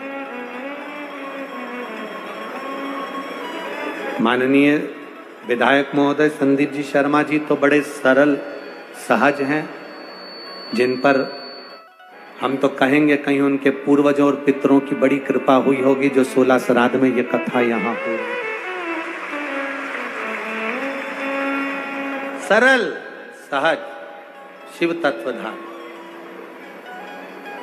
आप करो, भगवान की विरल भक्ति का गुणगान। क्या मिलेगा वो जान सकता, वो क्या देगा आपको वो जान। मंथन किया, शिव को जानने के लिए, नारायण चरण ढूंढने के लिए नीचे की ओर गए और ब्रह्मा जी ऊपर की ओर गए। ब्रह्मा जी को सिर नहीं मिला, नारायण को चरण नहीं मिला। भगवान शंकर की कभी परीक्षा मत लो, शिव जी की प्रतीक्षा करो। एक पत्र में, केले के पत्ते पर पत्र आया है, उसमें उन्होंने लिखा इस पत्र में,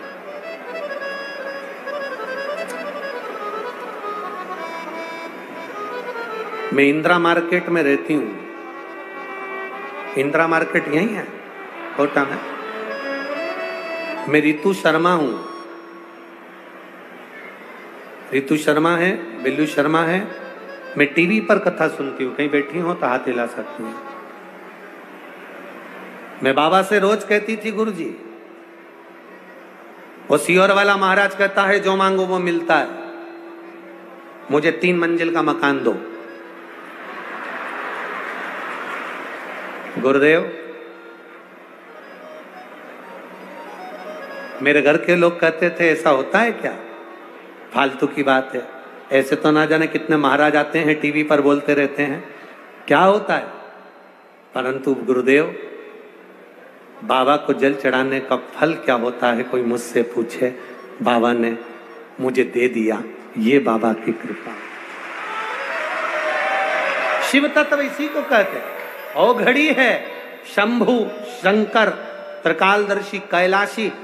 आप जिस विश्वास के साथ, आप जिस भरोसे के साथ उसका भजन करते हो, आप जिस भरोसे के साथ उसको भजते हो, वो खाली कैसे छोड़ दो। मेरी जीजियों और मेरे जीजाओं, ग्राउंड में भले जगह नहीं हो, पर मेरे भोलेनाथ के दिल में तुम्हारे लिए बहुत जगह है, बहुत जगह। आपका भरोसा कम नहीं होना चाहिए। कोई कह दे कि शंकर के मंदिर जाने से क्या होता है, कोई कहे शिव जी को दिया लगाने से क्या होता है, कोई कहे शंकर को जल चढ़ाने से क्या होता है, कोई कहे शंकर के मंदिर में जाने से क्या होता है, उससे कह देना हम मंदिर जाते हैं, हमारे पांव से जाते हैं, हम भजन करते हैं, हमारे मन से करते हैं, तो तुम बोलने वाले कौन होते हो कि मंदिर मत जाओ, देवालय मत जाओ, शिवालय मत जाओ।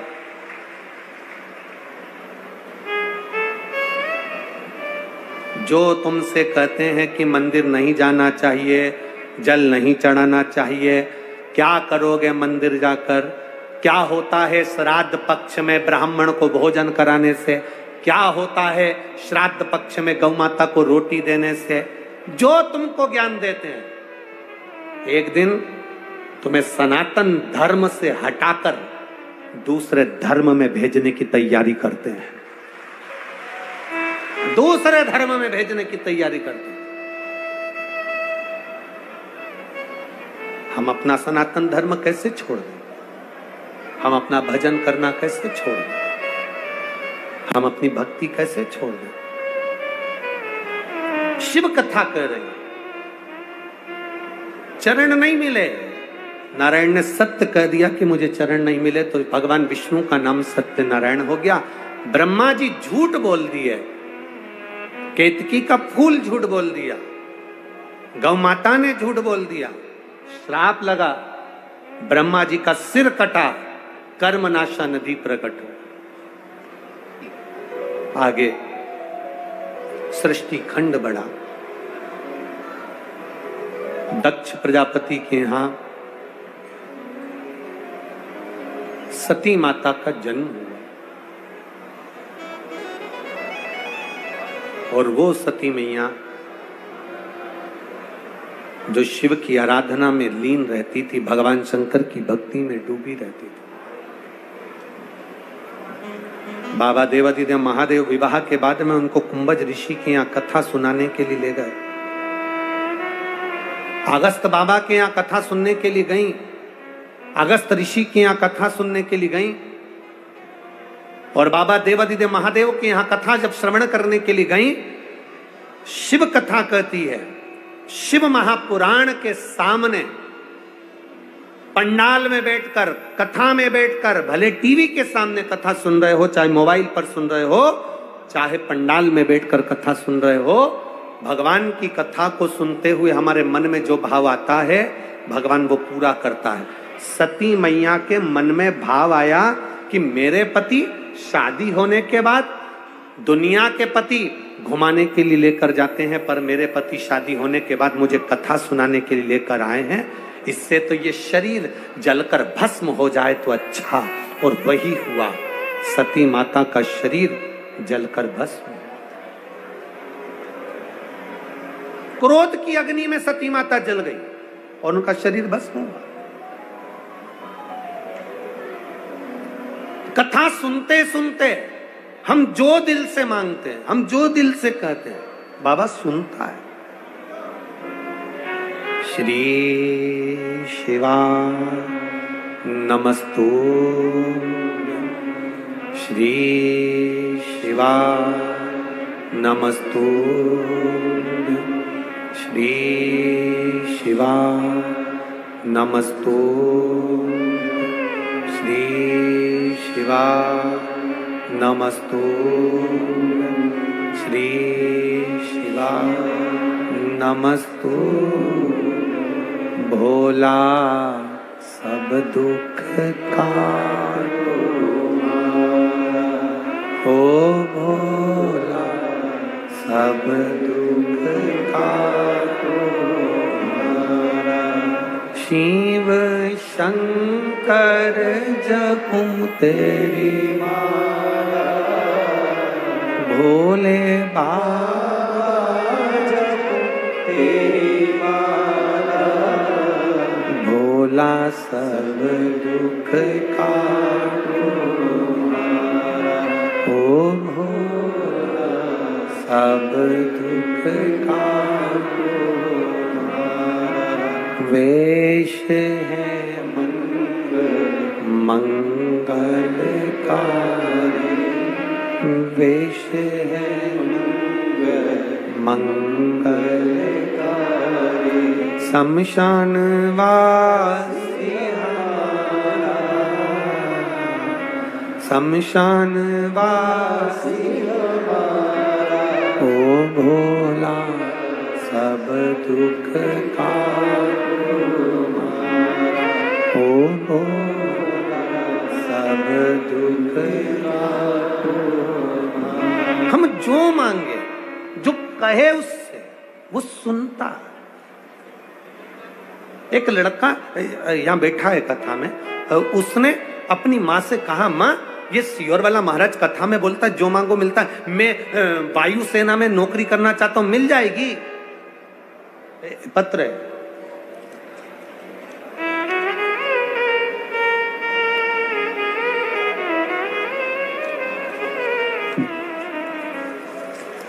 मैं वायुसेना में नौकरी करना चाहता हूं, मिलेगी क्या? मिल सकती है क्या?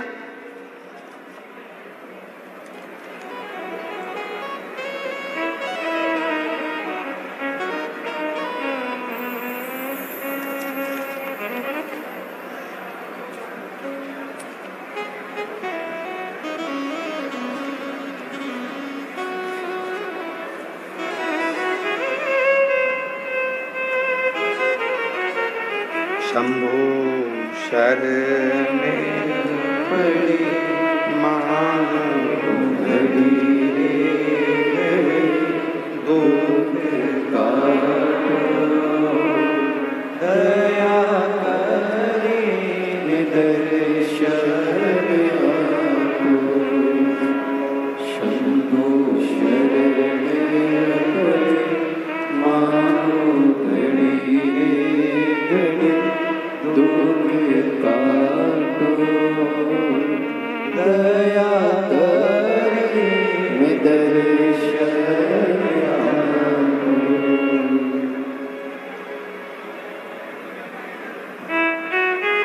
नीलेश राठौर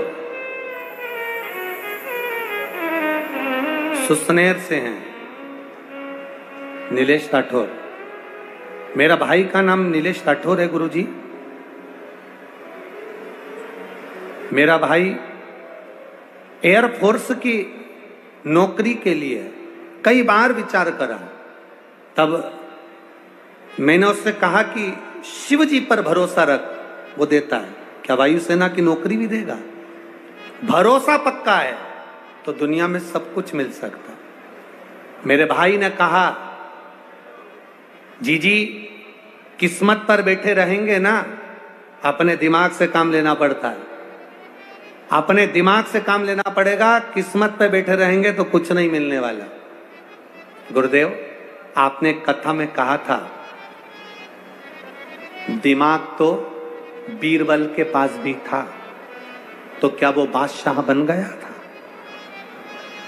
किस्मत होना चाहिए तब बादशाह की कुर्सी प्राप्त होती है। बहुत है। मैंने अपने भाई से कहा, तू जा तो सही, शिव जी के मंदिर तो जा, शंकर बाबा के मंदिर। मेरा भाई जाने लगा। अगर कहीं बैठी हो तो हाथ हिला सकती हैं, अगर कहीं बैठी हो तो हाथ हिला सकती हैं जिन्होंने ये पत्र भेजा हो। मेरा भाई शिव जी के मंदिर जाता, बाबा देवादिदेव महादेव से प्रार्थना करता। उसका वायुसेना में कभी नहीं हुआ, पर अब की बार उसने जो एग्जाम के लिए डाला था, वायुसेना से लेटर आ गया और उसकी परीक्षा हुई। पर बाबा का क्या वर्णन करूं, एग्जाम में वो पास भी हो गया। पास तो हो गया, पर जब मेडिकल प्रारंभ हुआ तो उसकी आंख पे चश्मा था। चश्मा था तो मेडिकल में उसको निकाल दिया। 20 दिन का टाइम उसको दिया गया। खूब रोया, दीदी बाबा भोलेनाथ ने मुझे पास तो कर दिया, परंतु मेरी नौकरी नहीं लग सकती क्योंकि मेरी आंख पर चश्मा है। 20 दिन का टाइम दिया है। मैंने मेरे भाई से कहा 20 दिन बहुत दिन होते हैं। वो सियोर वाला कहता है कि अगर दिल लगा लिया तो 15 मिनट में सुने। तू लगा, बाबा के चरणों में जा, आंख में जल लगा। शिव जी के चढ़ा हुआ जल जब आंख में लगाना प्रारंभ हुआ, 20 दिन बाद फिर मेडिकल कराया गया और मेडिकल कराया तो उस मेडिकल में मेरे भाई का सिलेक्शन हो गया और मेरा भाई एयरफोर्स में सर्विस करने लगा। ये शिव तत्व हो बड़ी, ये शंभू है, त्रिकालदर्शी, कैलाशी, अविनाशी। आप भरोसा कितना करोगे? आपका विश्वास क्या कहता है? आपकी दृढ़ता क्या कहती है? केवल कथा यहां से सुनी, यहां से निकाल दी, बची कुची थी, कपड़ा में से झटकार दी, होती रहती होगी। हमको तो ऐसा लगता है कि बहुत सारे कथाकार कोटा में आते होंगे और तुम लोग कथा सुनते होगे और वो सुनाते होंगे, टाइम निकाल देते होंगे, चले जाते होंगे और तुम ऐसे ही VIP में आते रहते होगे और ऐसी बड़बड़ करते रहते होगे और कथा चलती रहती होगी। पर हमने नहीं सीखा ये। अब की बार गलत व्यक्ति से पाला पड़ गया तुम्हारा।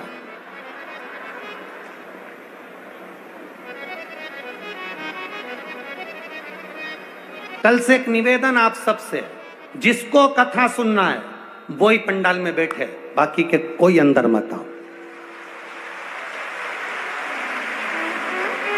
जिसको कथा से मतलब है, कथा सुनने आए हो ना, तो कथा से जिसको मतलब है वो आना।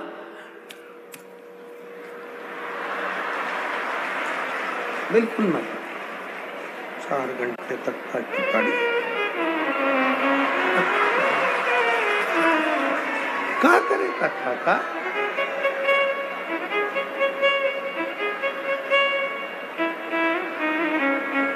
और बच्ची कुची तो यहाँ कमर में खोस गई। क्या करे कथा? कथा सुनने आयो, कथा दिल से सुनना। कथा कहते हैं, भरोसे से कहते हैं, और आपको भी कहकर जा रहे हैं, दिल से सुनना। 3 महीने में पत्र इसी व्यासपीठ पर रखा हुआ तुम्हारा मिले। दिल से सुनो।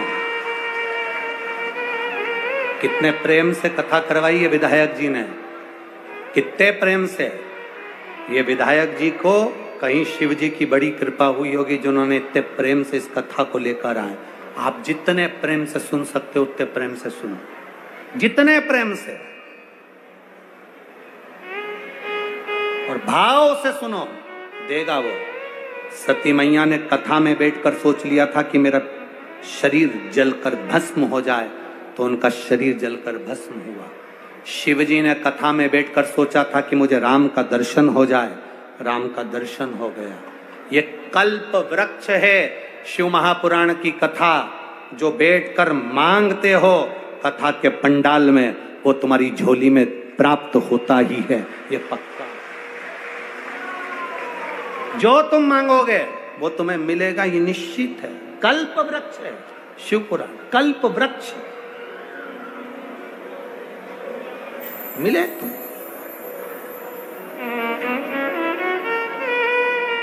आया समय, सती मैया जलकर भस्म हो गई। सती माता हिमालय राज के यहां पर जन्म लेने की तैयारी कर। पितृलोक में जो पितृ निवास करते हैं उनकी 3 बेटी हैं, मैना, धन्या, कला। पितरों की 3 बेटी हैं, मैना, धन्या और कला। सनकादि ऋषि जा रहे थे, मैना, धन्या, कला अपने लहंगे से पहनकर जा रही थी। उनकी लहंगे की चोट सनकादि ऋषि की जंघा पर पड़ गई, जंघा पर। जब बेटा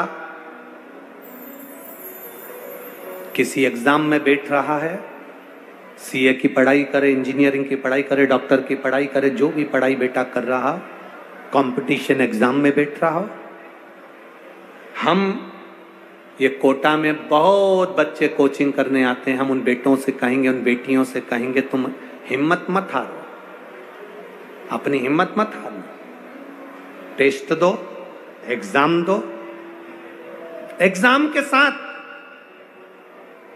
पढ़ाई के साथ देवादिदेव महादेव पर भरोसा रखो, विश्वास पक्का रखो। दुनिया में ऐसा कोई काम नहीं जो तुम नहीं कर सकते, ऐसा कोई काम नहीं जो तुम नहीं कर सकते। जरा सा टेंशन आया, डिप्रेशन आया और अपने प्राणों को त्याग दिया, माँ बाप के बारे में सोचा ही नहीं, ये श्रेष्ठता नहीं है। हिम्मत मत हारो।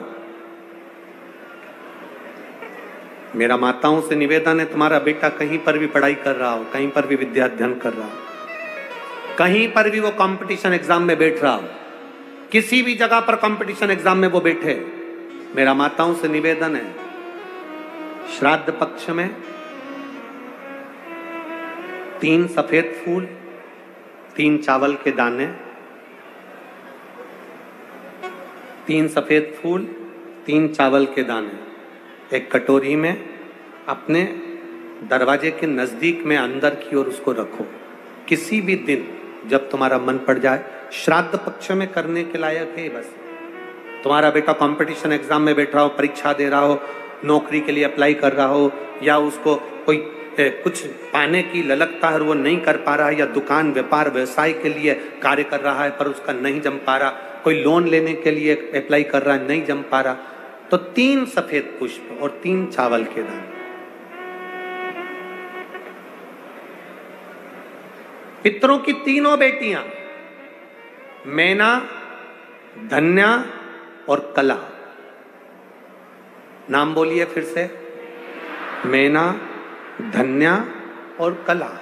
पितरों की 3 बेटियां, इन तीनों बेटियों का नाम लेकर दरवाजे के पास में कटोरी को रखकर, जो बेटा, जो बेटी, जो कंपटीशन एग्जाम में बैठ रहे हैं या कुछ ना कुछ करने की उनकी ललकता है, उस बेटा बेटी का नाम स्मरण गोत्र बोलकर उसी चावल और पुष्प को बाबा देवादिदेव महादेव के मंदिर में भगवान श्री नंदीश्वर को स्पर्श कराकर शिव जी की अशोक सुंदरी वाली जगह, अशोक सुंदरी की जगह मालूम है ना सबको, अशोक सुंदरी का स्थान, अशोक सुंदरी वाली जगह पर उसको समर्पित कर दो।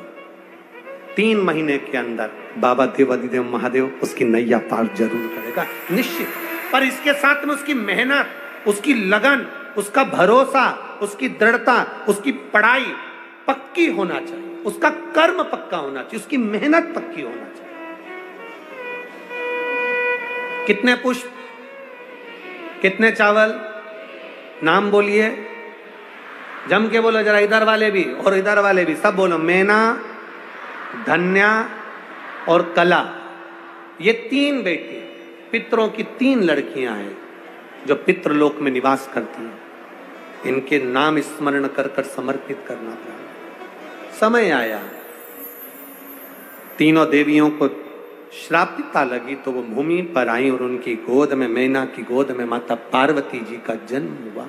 माता पार्वती जब बड़ी हुई, भगवान शिव के प्रति उनकी लगन हुई और शंकर भगवान के साथ में माता पार्वती जी का मंगल विवाह हो रहा है। जोरदार ताली बजाकर शिव पार्वती के मंगल विवाह का स्मरण। कथा देव पितर शिव महापुराण की कथा जो चल रही है, बहुत सारी कथा कल प्रसंगों में अपन लेंगे, उसका स्मरण करेंगे।